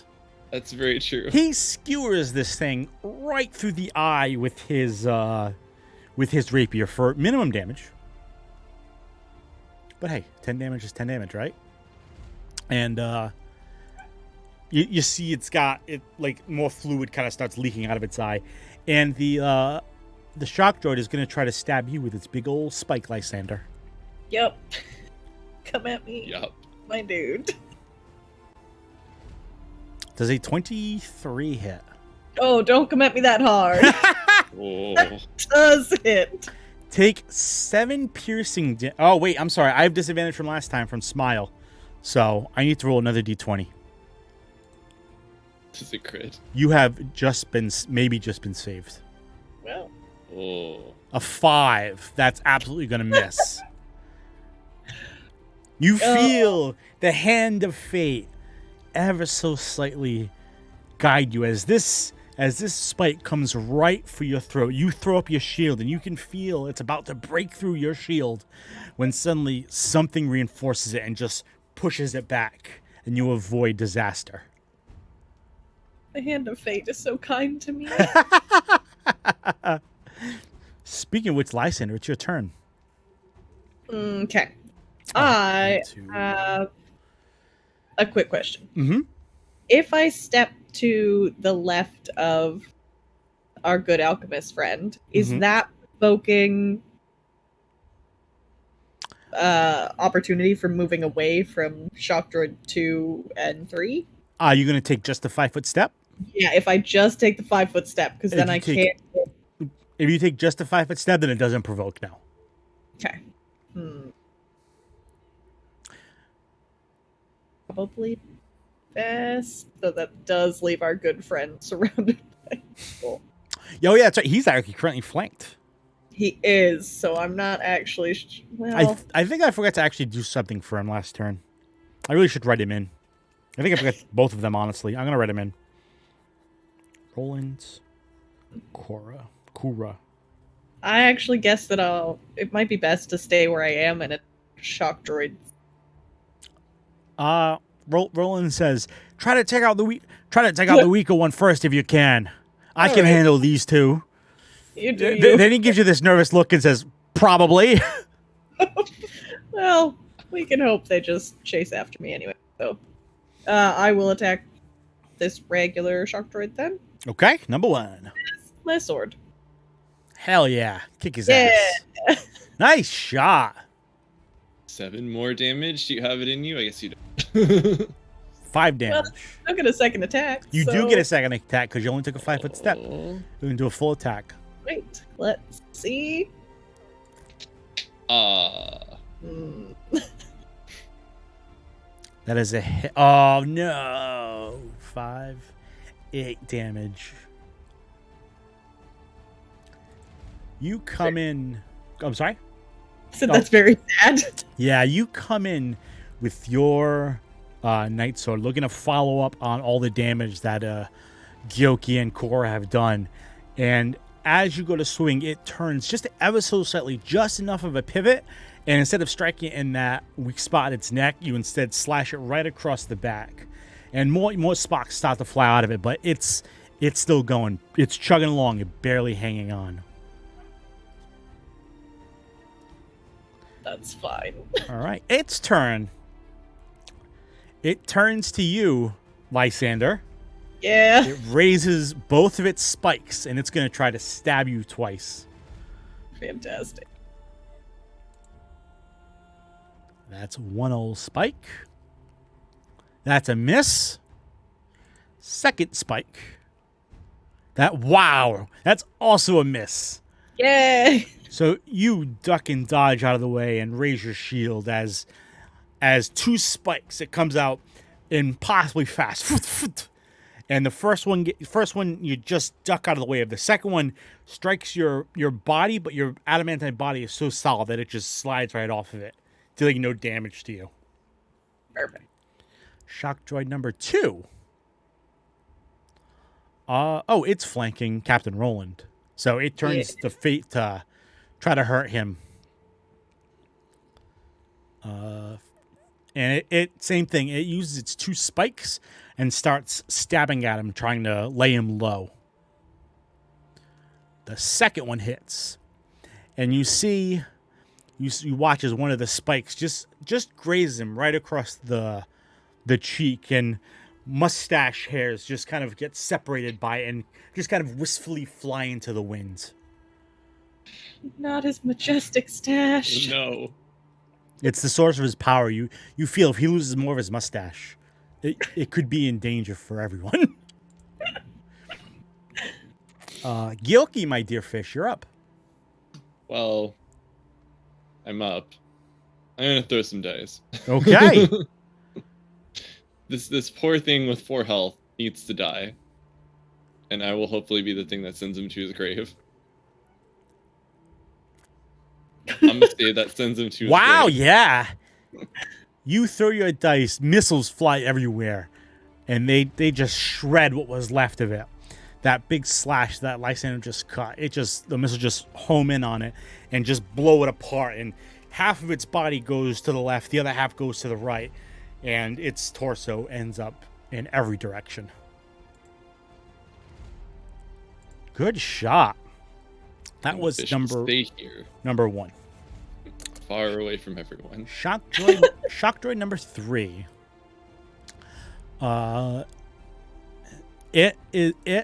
So with its first attack, it stabs at Captain Lysander. No, excuse me. His name is Captain Roland Mountbaton. Promotion. You're about to be if he takes more damage. No. So he gets stabbed right in the side by this thing's wicked spike. And you see it digs into him a little bit, and he goes, "Oh, I'll be all right. Keep fighting." And then it takes a 5-foot step, and with its second spike, Lysander, it comes for you. Yeah. And a 7 does not hit you, I believe. No. So it's clearly been distracted by its attention on Captain Roland, and it just wildly swings at you, and its spike deflects off the stairs behind you.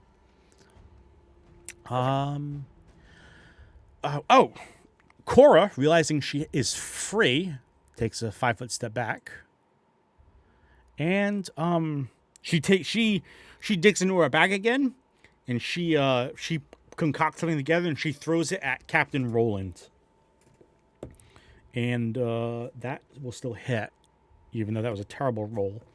And you see some of Captain Roland's wounds start to heal. Does his mustache heal? Yes, some of his mustache hairs grow back ever so slightly. And as they do, he stops for a moment. Combat kind of pauses. He roots in a bag, takes a little comb, and brushes them back into shape, and then puts it back. And time resumes again. Excellent. Captain Roland, realizing Lysander has afforded him this lovely opportunity, takes a 5-foot step and is going to stab the shock droid right in the back. Yay. Does that? Yeah, that'll hit. So 2, 6, 7, 8. So he stabs it right in the back. One good hit right through its side, just like he just received. And then he gives it one more for good measure. And that one misses. It just kind of, his rapier just kind of deflects off the armor. And he kind of shakes it out like it was defective a moment ago.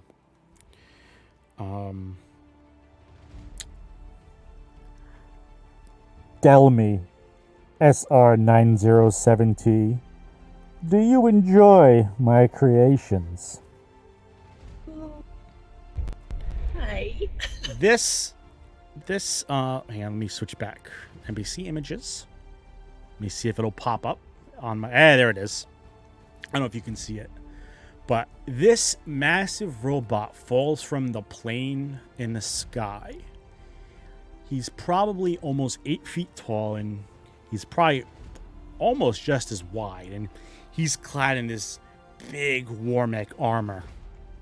And he's looking right at you, Lysander. And he goes, do you enjoy my creations? I'm trying to add him to combat. Give me 1 second. I have him pre-saved.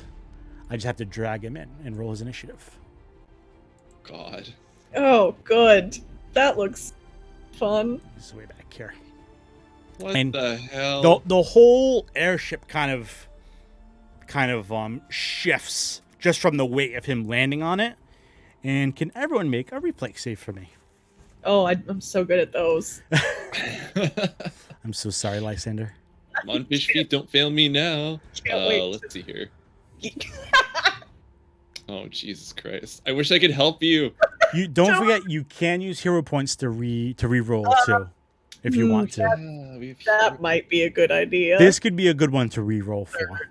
Yeah, Mine is technically 19, by the way. Okay, try. you make it. The DC's 14. Lysander, I'm so sorry. Okay, just throw me into the sun. Oh my God, no. Lysander, you and Captain Roland. Oh no! I need to roll for the shock droids. Oh, here they are. Shock droids have a +3. Shock droid number 2 and number 3. All the shock droids and Captain Roland are knocked prone, and Lysander, from the sudden change of force from this thing. Cool. Lysander, would you like to make a intelligence check? I believe it is. Sure. Hey, don't worry, that's good enough. Okay, thanks. This nice voiceover. Thanks, Appa. I practiced it all day. This is a Shinra command droid.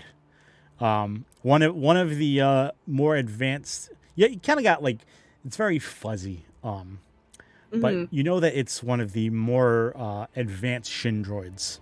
They basically pilot these big battle mechs and kind of direct other droids or other creations or even other Shinra troops really in combat roles. And you don't know his exact designation, but you know that he means business. Yeah. And now that I've shown his picture off to everyone, we're gonna go back to combat. As soon as I find my scenes button. My Elgato lagged. My Elgato? No. There we go. And I gotta roll his initiative because I haven't rolled it yet. Get a good old 1 on that initiative. He rolled a 16. Oh, good. 3, 4, 0, 1, C. And he kind of stands at the deck of the airship, and it looks like he's just currently gloating. You're up, Lysander, though. It's the top of the round. All right, Lysander, be the hero. Be the hero, uh-huh. That's a sick mech. Well, I guess step number 1 is standing up. Oh, yeah, so you will provoke from Shock Droid. Yeah, he's down 2, but you'll provoke from Shock Droid number 3. Okay. Just to forewarn you. That's fine. Okay. I don't think taking a nap for the rest of this fight is appropriate. So, you're like, nah, guys, I'm good. I'm dead. Don't worry about it. I'm just going to lay here for a while. Don't mind me. Yeah, I've decided this is too much for today. He lashes out with this spike. He just kind of like flings his arm over, and it just bounces off the deck. And it sprays pieces of wood in the air. Perfect. And you got a standard action left. It's a move to stand up, unfortunately. Yeah, that's fine. Well, then since I'm stuck here anyway, I guess I'll try to punch Shock Droid 3 with my sword. Okay. Punch him with your sword. I recommend swinging your sword at him instead, but... Well, yeah. Bop! So we need help. We need help. It's time to redeem those This is... disadvantage. Oh, I never changed my boss battle music either. What a fool I am. Oh, no. I should have stayed laying down.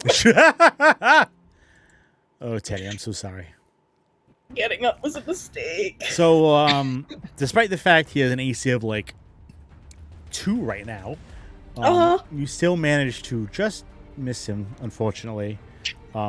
Your arm just isn't quite back to working yet. The shock of bouncing off the deck of the airship is mess with you a little bit. So you need some time to recover, you think. Yep, this is fine. SR 3401C kind of laughs again, and he goes, Do you enjoy what I have created? I made these just for you, to hunt you down and bring you back into the fold, or destroy you. and he doesn't do anything. That's all he does. Seems like a waste of resources. To just do something. Okay. They're gonna bill you afterwards. Just to my dead body. He's Just dead body.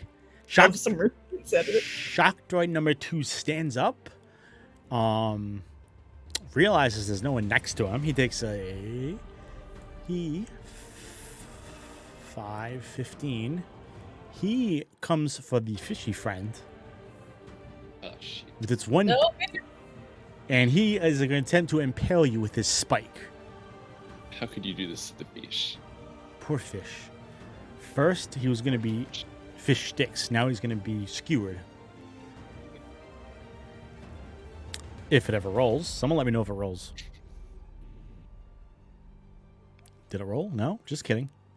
Nope, I have not seen it. nope. Hello, sir. E4. Heroic? I don't know. So I'm trying to figure out Heroic. I'm also reading it backwards. Koyorov? You might have to roll again. I'm not seeing it. There you go. Oh, you're going to get like 9. Oh. Yep, there it You is. rolled It's it probably 3 catching times. up, right? Well, Whoa. You got a triple roll. well, we're going to say it's a miss because the first one was an 8. Works for me. So it comes in. It's the machine's name. No. Machine's name Oh is god. SR3401C. How dare you? Oh, I get it now, Freya. Fuck you, Freya. So shock droid number 2 leaps up in the air and jams its spike into the deck of the airship, just shyly missing Gyoki. And it's actually Gyoki's turn. Well, fuck this thing. I'm gonna go jump backwards by a step, Okay. teetering on the edge of the airship here, and definitely a safe place to be. Shit. I guess I have to do something to this thing. I love you, Freya.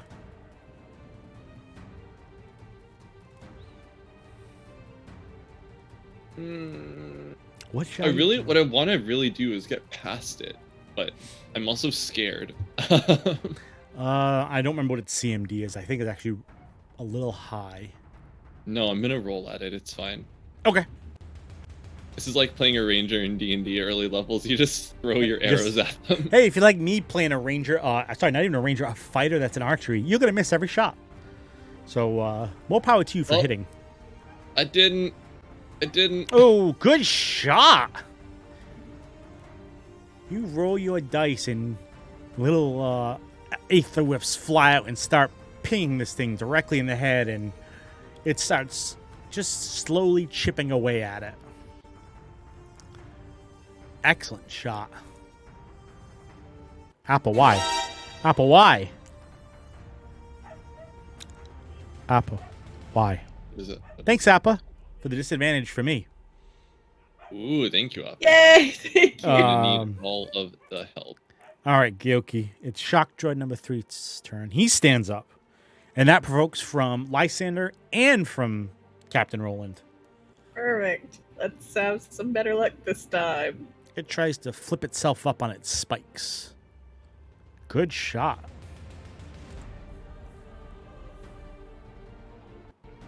Whoop, I've lost my mouse. The lag is real now. Oh no! Okay, I got it back. So I'm going to roll Captain Roland's too. 6, 7. So you slash at it. You give it this good hit right across the what would be its chest, and Captain Roland follows up and stabs it right in the back. And you guys give a good 1-2 combo and do some decent damage to it. It turns towards you, Lysander, and lashes out with its big spike on its arm. And it stabs itself right into the deck of the airship. And it tugs at it after a minute. And then it finally manages to pull it back out. Oh, shit. I forgot about something these things had. Oh, you guys are lucky. The other two had a failsafe. So, never mind. You escaped. You escaped disaster for now. Captain Roland. Captain Roland stands up and provokes from the shock droid. I'm not going to use a disadvantage for this. The reason I'm not using it is because it should really only affect you guys. So when it comes back around to an enemy that's going to attack you guys, they'll get it. Seems unfair to it gets used on an NPC. So as Captain Roland stands up, he gets stabbed right in the other side by this thing's big spike. No! He's getting filled with holes. But not to be deterred, he stabs back with his rapier. 2, 3, and 4, 7. He gives it another good stab. He returns the favor with his rapier, stabbing it right through the side, right in the opening you just made, Lysander. And you see parts of it start to shred. Oh. Gura. Kura, not Gura. Kura. She. Yeah, she's gonna do the smart thing and take a 5-foot step back. She, I think this is her fourth chemical admixture. 2, 3, 4. She mixes another concoction from her belt, and she hits you with haste, Gyoki. Hell yeah! Because it works wonderful against the antlion. So might as well do it here. My dear Lysander. Yeah. Okay, first, my sword is a +1 my attack roll? +1 to hit, yep. +1 to hit. Okay, perfect. I'm just adding that in quickly so that it's just in there. Oh, forever. okay. Now it's permanently in there. Yeah, so that it's in there and we don't have to worry Oh, yeah. about it. No worries at all. Okay. I don't really want to go our good friend over there right now, so I think I'm going to hit this Shock Droid 3 again and see if we can hit it down. Okay. Well, that's not gonna do it. It is not, unfortunately. Even with the flanking, which brings it to 13, that is a miss. Yeah, but I will swing a second time, just in case. Okay. This is going well. That hits. Oh, good. With the flanking, that just barely hits. So, you... Oops, I lost my mouse again. Got it. So, you bring your sword back in, and the first hit gets deflected by this thing's armored body. But your second attack cuts back up, and you slice this thing right up into its side, and it kind of leans up a little bit, and you see its eye suddenly turn red, and it explodes. Great. Let me click back on it. So I think 5, 10. So only you and Captain Roland have to make a, I'll tell you right now, a reflex save. Oh, it's that. Good. Let me find my reflex save. Sorry, Captain Roland. He made it. He only takes 3. Whoops. Exit. Give me a second. There we go.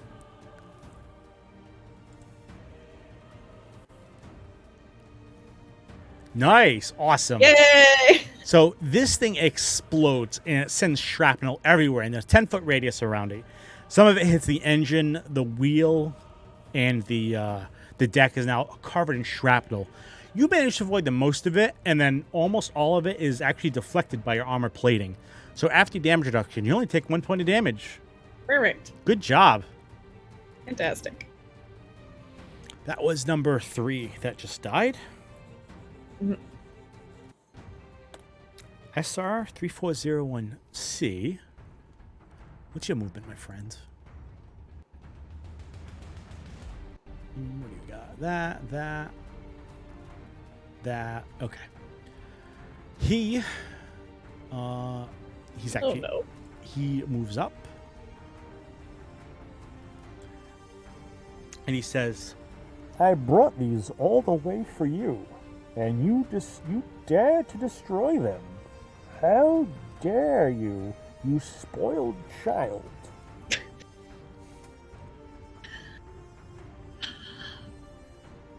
I didn't ask for you to bring some training practice.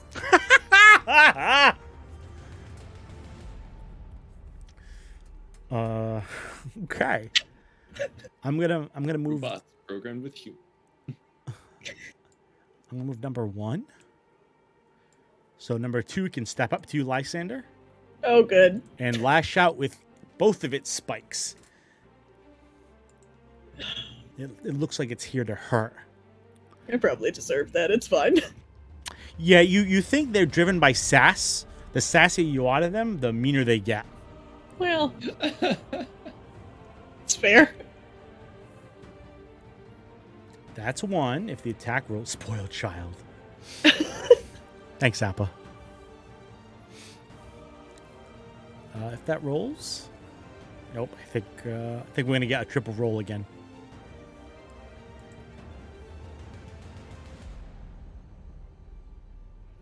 I believe a 19 misses you, right? Yep. And then the second one is a 15. So it moves in on you with furious speed and it lashes out. But you manage to just deflect every single stab. You parry the first one with your sword and you deflect the second one with your shield. And it can't get a good hit on you. Perfect. Okay. Gilky, you're up. I am the dice throwing fish. Some dice. The hasted dice throwing fish now. That's true. I am the So hasted speedy. dice throwing fish. I don't think I want to move closer to that thing because it'll entice it to hit me instead. So I'm gonna just stand here and throw some dice. Okay. 26 for first one, and the second one Wow. is the 27. Oh, it's a crit, but the crit confirmed didn't confirm the crit. Yes, it did. 17 confirms. Does it? Yep. It's only AC. It's only AC I thought 16. its AC was like 19. I don't know why. No, the antlion was actually 19. Okay, that's where my brain is. Sick. So 13 points of damage. You throw your dice one set after the other. That's a 3. I want a 13. Thanks, Dad. You throw your dice, and little elemental aether missiles start flying out, and rapid fire just start hammering this thing in succession. It goes, well, it doesn't make any noise because it's a robot, so it just kind of shakes with no noise, and it looks really weird. And then it kind of you see it starts to spark a little bit from all the damage you've done to it, but Hell yeah. it's still going. Captain Roland and Kura.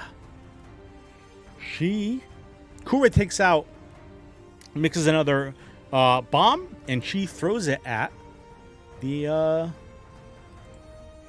shock droid that's still left. How long do I have haste for, by the way? I'm sorry, 5 rounds. Okay, so that'll be round 20. My bad. No, last round was round 1? No, this is still last round. no, yeah, your protect is probably wearing off, I think. Probably. But your haste was only like last round. Sorry, that's my fault. I should have been keeping track, Oh, but okay. I'm keeping track of the buffs too, so it's fine. I fucked that up as bad as I could. Let's try that again. If you, hell yeah, Ultros is here to party. Ultros is here to party. That is a hit. When I was looking at monsters, Ultros was there in an appropriate level range for you guys. I was like, no, I can't do that to these guys, especially because they're not near water anyway. So that wouldn't make much sense. Holy fuck. Kura throws a bomb at the shock droid, and an explosion goes all around it, but it just misses you, Lysander, as though it was perfectly cut just to avoid you. And it rocks back just from the sheer force of the explosion. And it kind of like stumbles for a minute. And Captain Lysander throws a dagger at it because he's not getting close to that thing. That is a 4. He takes a dagger out of his vest and he throws it at that shock droid, and it embeds itself right in the crystal in its face. And again, I'm sorry, Lysander, you have to make a save. Save? Yep. Yeah. As Cool. 5, 10. Oh, as do Gyoki and Kura. As it basically goes nuclear and starts like and then just explodes and sends shrapnel everywhere. Gyoki, you take no damage because you're evasion. Hell yeah. 6. I don't think that makes sense. What's your reflex save? Reflex save is... Where's... Oh, 7. Nope. So she takes full damage. And then... Oh, I'm sorry, Lysander. I didn't even see your roll. My bad. That's okay. Lysander, you take no damage because... half damage is 2, and your adamantine body absorbs the rest of the blow. So the little shrapnel just starts plinking off of you. And you are none the worse for wear. Fantastic. And that was Roland. It is top of the round, Lysander. It is your Oh, turn. All that's boy. left is you and SR3401C. Good. He kind of holds his arm out wide, holds his arms out wide, and says, Come, let us finish this for the final time. "That was less Bane and more like I don't know what that was." No, I liked it. Good. It was great. I can't. It would be rude to say no to that. Do you So I think you're in guess. charge? Well, no. What? I'm gonna hit him with my sword. Okay, And- you come up and he's a lot Right. bigger close up. Oh boy, and it's Ooh. bad at a moment of being mildly intimidated. I gotta double check his defenses. It's probably more than 13. It is more than 13. Oh my god. So Oh, that's positive. So you come up and you go to hit him and he's like, "Here, man, now." And just the sheer presence is a little much, being this close up to that massive mech, and Yeah, you miss, unfortunately. that's okay. And his turn. Oh god. He turns to you and he goes, Finally, it is our time. and he reels back and he's going to. You see, he's got these two massive fists, and each of them has spikes on the knuckles, and he's going Oh. to slam you with it. Seems harsh. Does a 27 hit? I think it Ooh, does. You know, I Ooh. think, yeah. Mhm. Take 9 points of damage, minus your DR, so take 7 points of damage. As he punches you right in the face, it hurts. It hurts a lot. Oh. You feel there's an indentation just from the spikes on his face, and he says, We will finish this now. "Hey, Gilky, it's your turn." Oh my god, I can just move there. Alright. Goki's going to move in the sketchiest place possible. Oh gosh, okay. Oh god. That's brave. After activating his, what's it called again? The- Fate's Fortune, which I'm gonna Yep. put up. Uh, I have to keep closing my character sheet to see the map, so... Oh, it takes sorry, me a second to yeah. open it again. I think No, that's okay. I was saying, I think you can pop out the sheet, but I don't think it would help I very much. probably can. This is fine. So I'm going to expend a luck point on that, and then I'm going to... can I double back and pray? And try not to give myself 12 luck points. No, I forgot. Okay. I forgot a disadvantage. My bad, Appa. Sorry. Yeah. So. But you can do your will save for him for the -2. He failed. Good job. So he starts. Hell yeah. He starts to slow down a little bit and become sluggish. So -1 AC. Where is he? He's down here. -1 AC. -1 reflex. He's tracking my buffs. And then I'm gonna attack him. Okay. It should be a lot easier to do now. Alright, and I'm gonna use my very last luck point in Prey and spend it on Melodies of Misfortune for attack. If a 23 hits. It does. Yes. God. Alright, so that's a 2, and a 6 is an 8.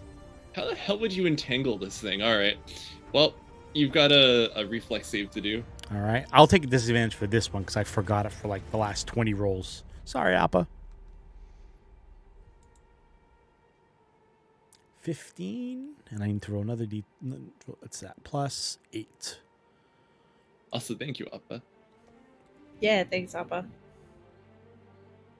19. Nope.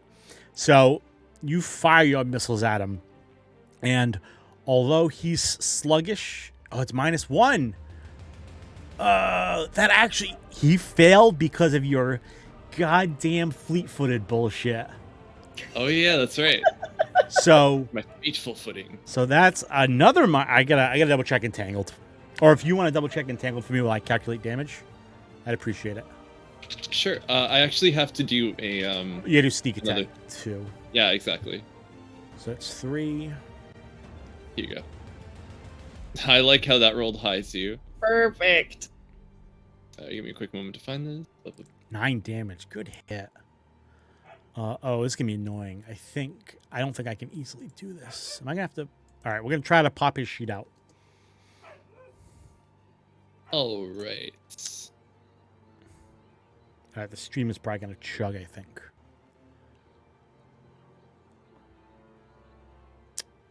It impedes movement, but does not entirely prevent it. An entangled creature moves at half speed, cannot run, charge, and takes a -2 penalty attack on attack rolls and a -4 penalty to dexterity. Okay. And I will also copy that into stream chats. So it's -3 AC, -3 reflex. And here. Can I? Stream's probably gonna chug, I bet. It seems okay so far. All right, I'm trying. Oh no, it's chugging. Yep. It is, yeah. All right. I'm gonna track him manually, unfortunately, It's okay. because It's exploding, yeah. yeah. And I actually crashed. Astro crashed. Oh no. Oh no! Okay, we'll wait a moment to restart that. Yep. I'm gonna just go back to the other screen. And then I'm just gonna close. We'll wait a minute. We'll take a breath. We'll relax. We'll catch up on everything.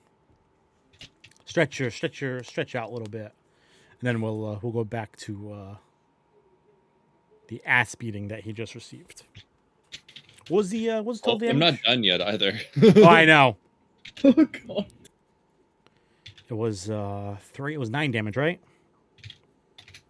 Let me see here. I think so. Yeah. Okay. All right, I'm gonna try to relaunch Chrome.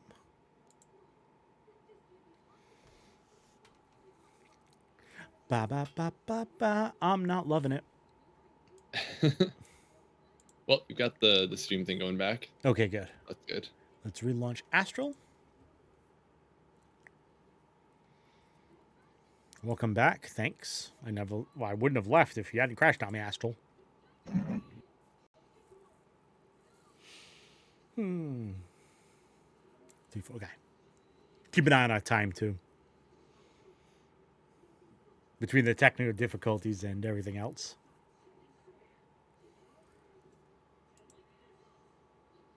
Loading 0 of 3 textures. Once again, I'd like to say thank you for everyone for hanging out and playing with us. Mm-hmm. Yes. As we please near the thank end of you, everything. everyone.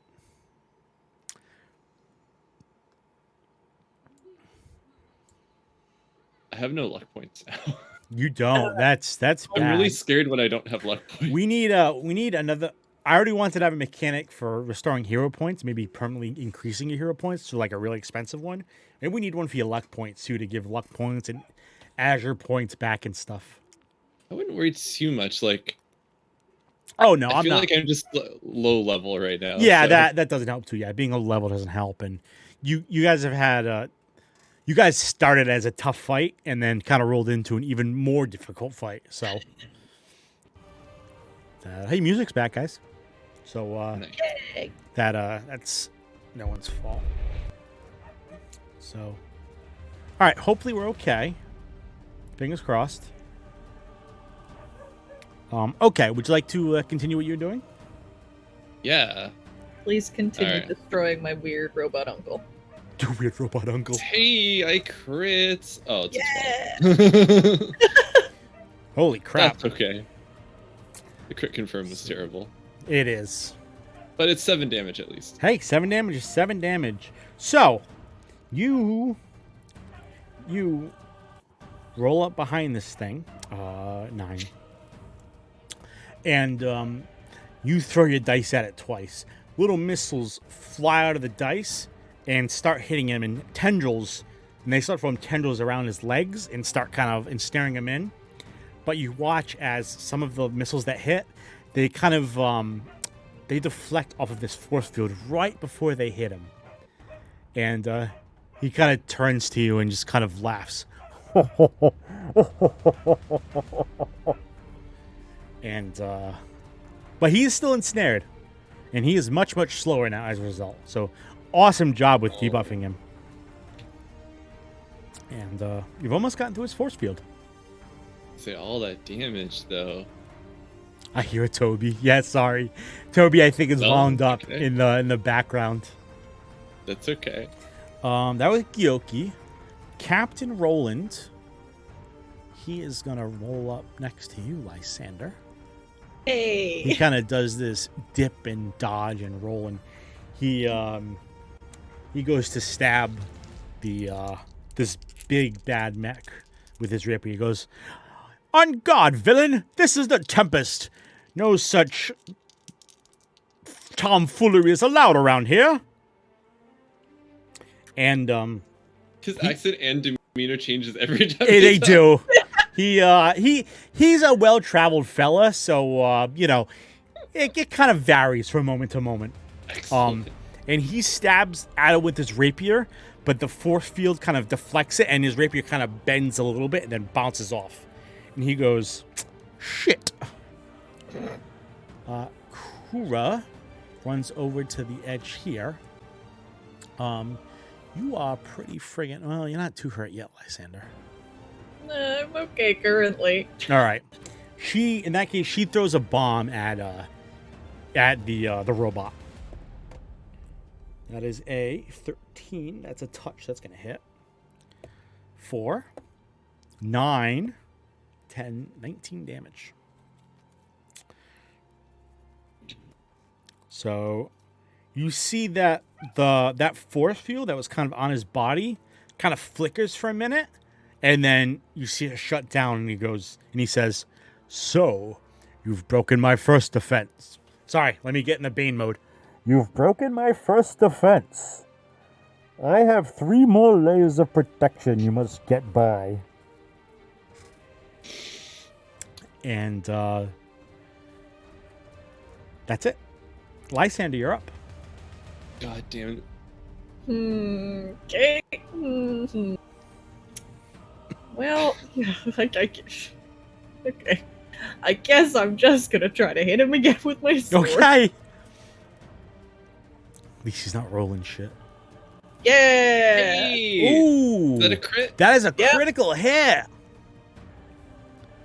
Hey. Perfect. He's weak to critical hits, so that sucks. Wait, he's weak to them? He is a construct. He's weak to critical hits and lightning. So Perfect. that's 9, which becomes 18, which becomes 33.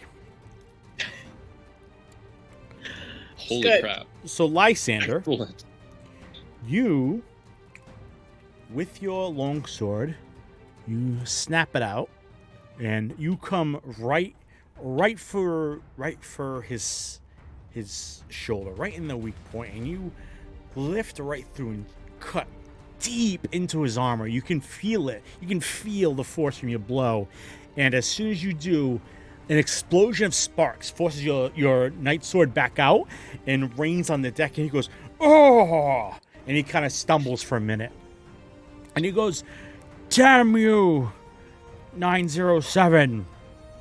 And you see he's kind of like clutching his side. Good fucking shot. Yeah. Yeah. For my next trick. For my next trick, I would like to try that again. You guys gonna make him use his limit break? Oh yeah, we have those. Yeah, Shoot. if you get below half health, don't forget you have limit breaks. Yeah.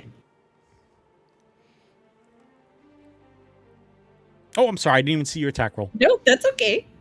20. And I gotta double check his defense because someone lowered it by like 3. I think that actually 22. No, that'll hit. I don't need to check.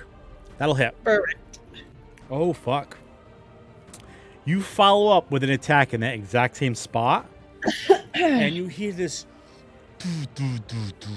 and you notice his armor kind of shuts down, and he can't move. You see that his armor's locked up. Perfect. Okay. His turn. He channels his inner engineer, and I need to roll. I think it's 3d6. Let me check. I think I might have made a macro for it. I did. He wow. Okay. It's a good fucking roll. He channels his he reactivates some circuits, and you watch as it powers back up and it starts to self-repair a little bit. It's still sparking a bit. But it's still heavily damaged. Okay. And he also, so that was a standard. He's got a free and a move. So as a free action, he activates something else, and you see this big chest plate on his front starts to like light up and glow red, and you watch some of his like circuits start to smoke a little bit, and you see like he looks stronger and faster, and he provokes from nope, he's done. I lied. He just takes a 5-foot step. Oh, good. And Gyoki, it's your turn. All right, Iron Man. Can't do anything to you right now because you're not flanked. Yeah, I was like, oh wait, he doesn't have an arc reactor in his chest. Wait a second, that doesn't work. I'm just gonna boop over here and toss some more dice at him because I still have heat, so I'm taking advantage of that. So you 2 attacks. Assuming that these will all hit because, like, why not?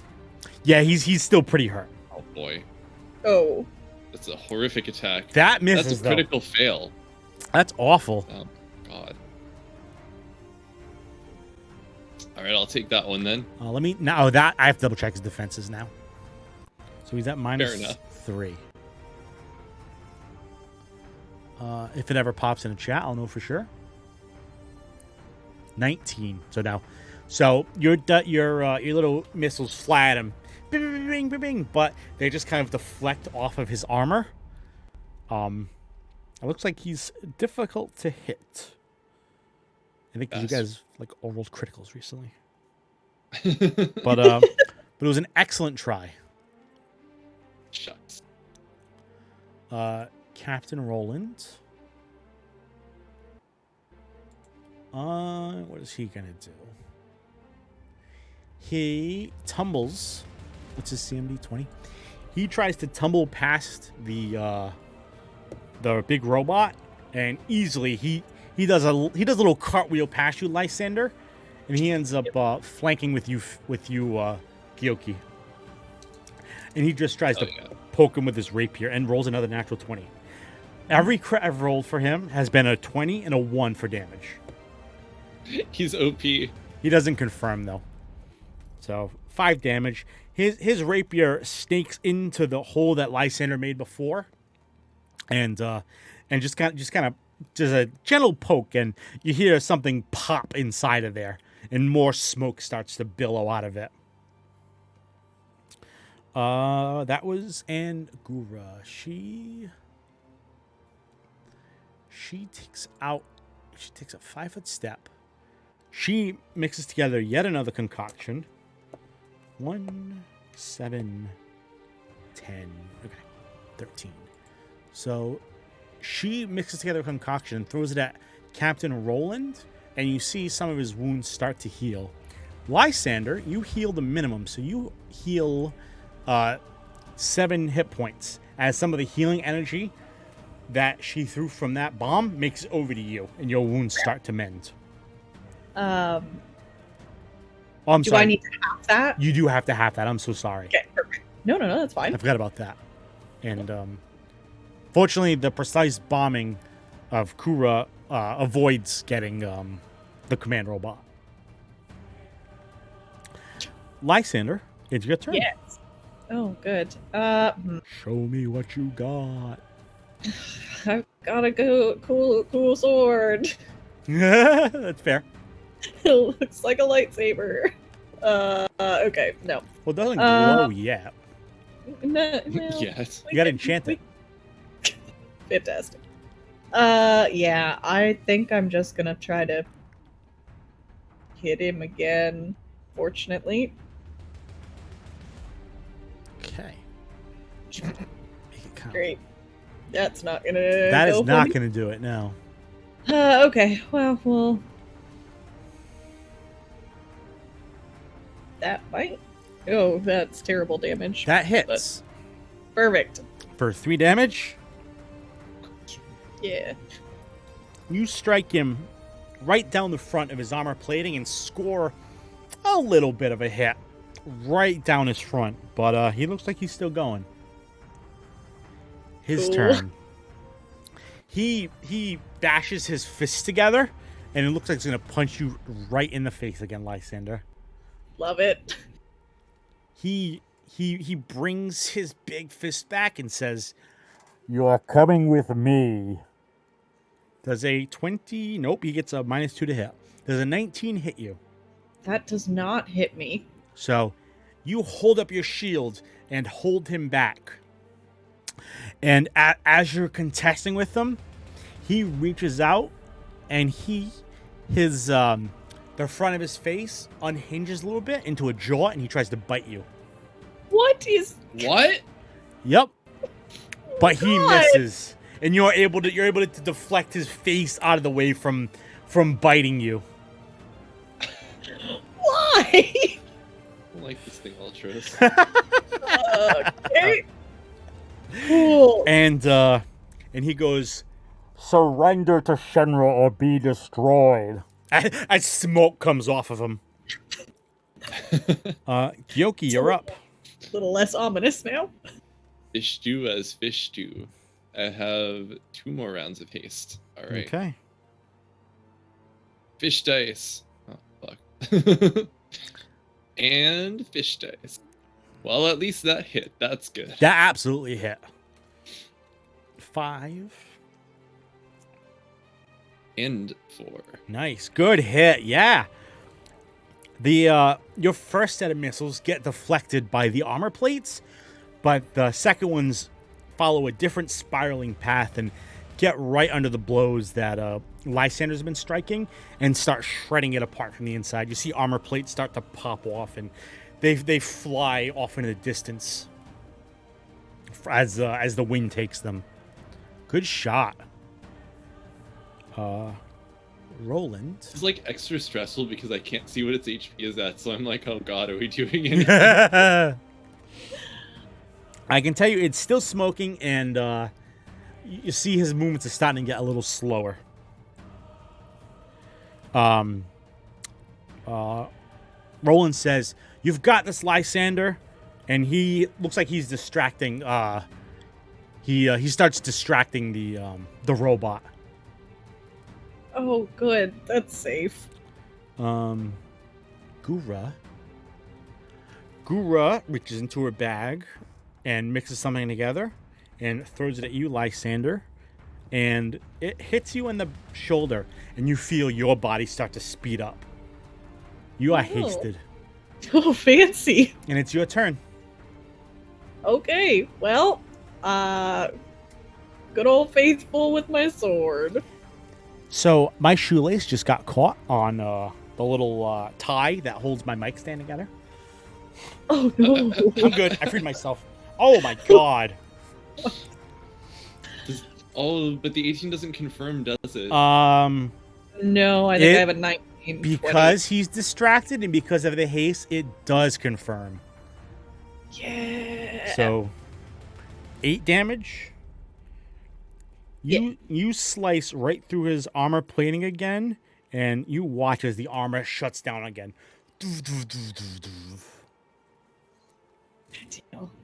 I'm gonna go attack him again. Okay.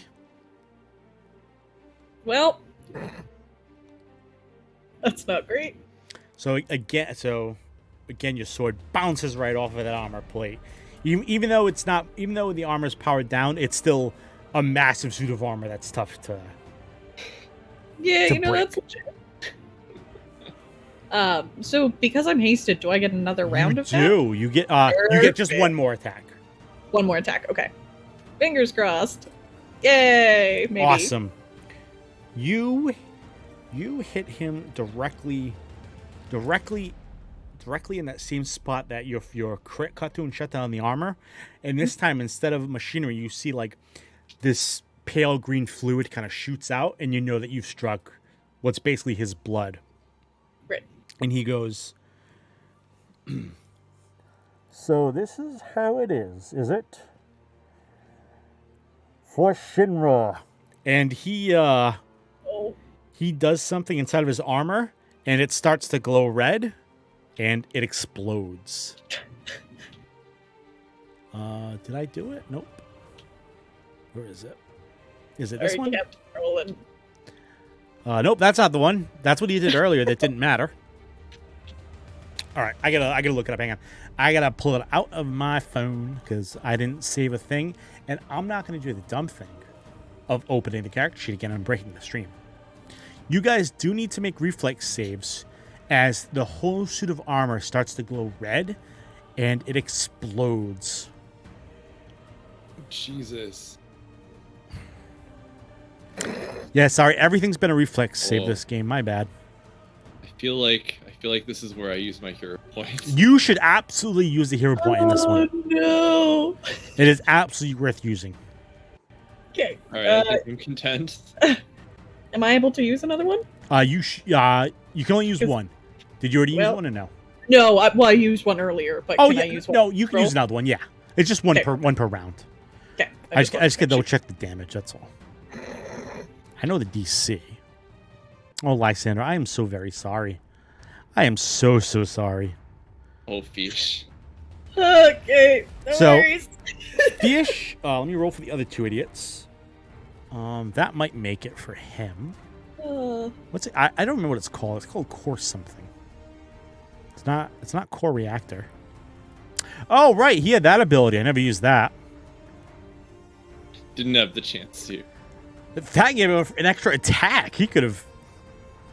Nah, it Done would have nothing turned with out the same way. Would have been great. Here it is, core detonator, 20-foot radius. So that's everyone. Oof. Just need to dip into my D8s here. Oh god. So the DC is 14. So Fish, you duck behind that post back there, and you avoid any damage. Natural 20 for Gura. Oh my god. 10. That's 2. 16. 19. 27. My dear Lysander, take 27 points of fire damage. As this thing detonates. It shreds part of the deck. It blasts a big hole. It rips apart the left turbine, and it starts to smolder and smoke. And as he collapses into the ground, all that's left is just part of his back armor plate with a cape attached that didn't quite get blown up, and the rest of his body gets scattered into the sky.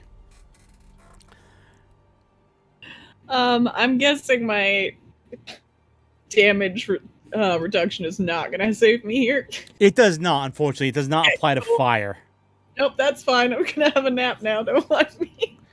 So, Lysander, you collapse to the ground as this thing detonates and right in your face, basically. And why are you picking on your players so much, Kyle? Hi, for UBR. Hello, welcome to the party. I do it because I love them. And I love you, random citizen. Fish is fine. That's okay. Yeah, so Fish is fine. I'm going to switch back to the map. Sorry, the non-map. Lysander. So I can also get rid of our dear friend Robot because he's dead. Goodbye, dear friend robot.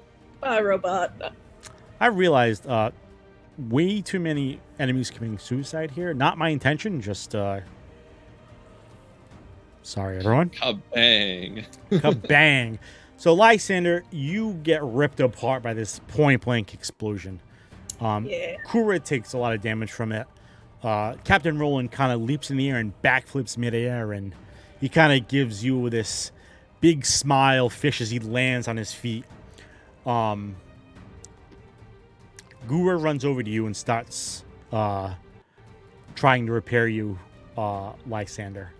And your eyes kind of open, and you watch as all of you watch, I guess, as this dragon comes almost out of nowhere and swoops into the Shinra plane midair and starts basically ripping through it. The cables that were holding the plane of the airship get severed from the plane as this big 8-legged spider droid kind of rips apart from the back of the plane and grapples the dragon. You watch as the two kind of wrestle and slowly fall below the horizon, and a big burst of sand gets shot into the air as they disappear. And fish big nope.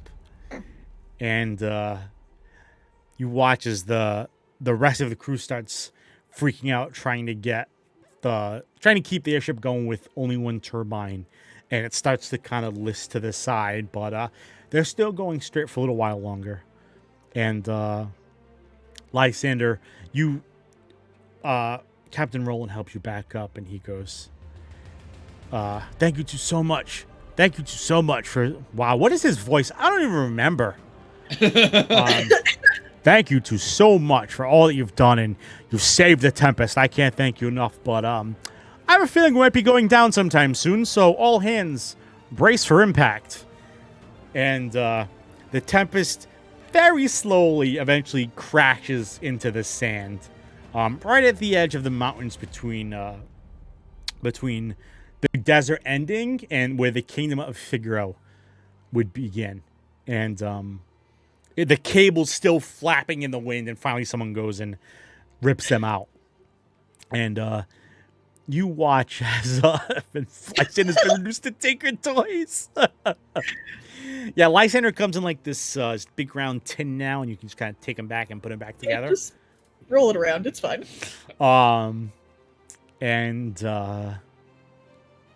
Yeah, so you guys come to a very soft crash in the sand. And you see, oh my God, I'm sorry, my brain is gone. We've been going for 4 hours, 50 minutes, for anyone's wondering. So thank you for everyone hanging out. Appa, I never actually tried to get the voice mod to work with the stream. I figured it was probably too much of an impact just in general to use. So I need to try it again at some point, but I think I'll wait till I have a slightly better machine, because I have a feeling it'll cause even more lag. And the Tempest has crashed. You all are, Lysander, you're still pretty hurt, but Fisher, not too much worse for wear. And you see the crew starts coming up from the decks below, and Captain Roland says, I think this is as far as we can take you, my friends. But good news. He points outside the ship, and you see this little train station, and you see this big 3-car train parked in, and he goes, the Kingdom of Figaro's private military train is here, so I guess you guys can take that the rest of the way. And you see a very faint figure waving from the train station, and Captain Roland kind of waves back to him, and he says, thank you so much for saving the Tempest. We'll be back running in no time, but this is as far as I can take you. And he picks up the armor plate off of the ground with the cloak still attached to it, and he hands it to you, Lysander, and he goes, this is for you to do with as you like. I think you two have earned it. I like how no one's mentioning it is entirely my fault the ship was attacked. 100% is. Thanks for saving us. Well, He agreed to this expedition. He did. Well, wow, this is sudden. That's not something I expected. Also, dragons? That's normal in here? Yup, okay. Well, it's been great. That's why we don't fly so high, you see, because of the dragons.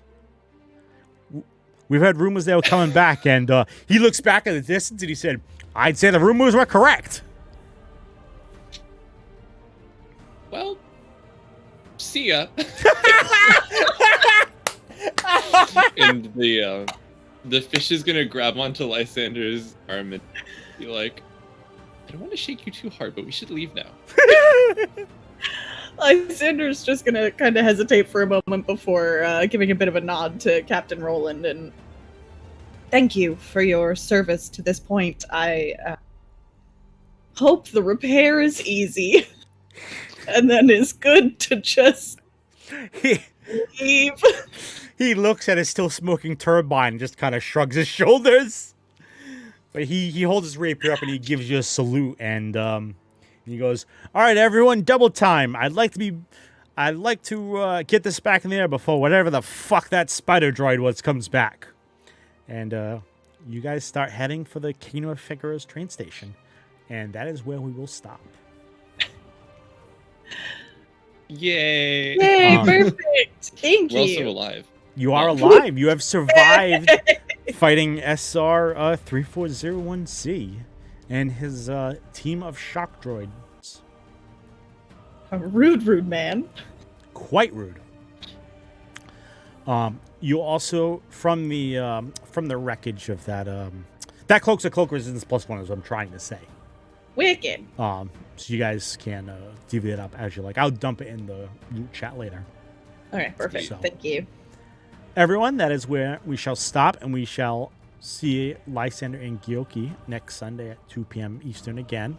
I'd like to thank you all for coming and hanging out. It won't be a stream tomorrow because we're going to do Spirit Quest every other week. So you might see us pop in maybe the following week, but we'll see how things go. And if I'm feeling all right, maybe I'll pop in for something fun. Maybe we'll do some world building or something along the middle of the week if I've got some time. Or just chat and chill. So thank you so much, everyone, for coming and hanging out. And Brian, Candace, thank you so much for playing. I hope you guys had a lot of fun. Thank you for doing Thank this. you so much. Awesome. Yeah, of course. And I'll see you guys next time. Take care, everyone. Take care. Bye. Bye, everyone. Bye.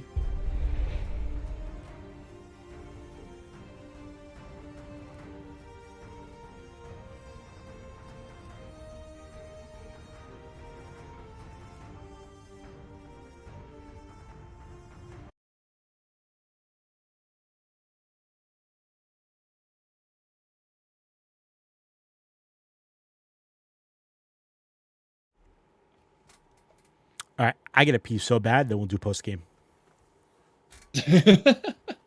So excuse me for one moment. I'll do the same. What the hell? I'll be right back. Oh, so well, I might as well.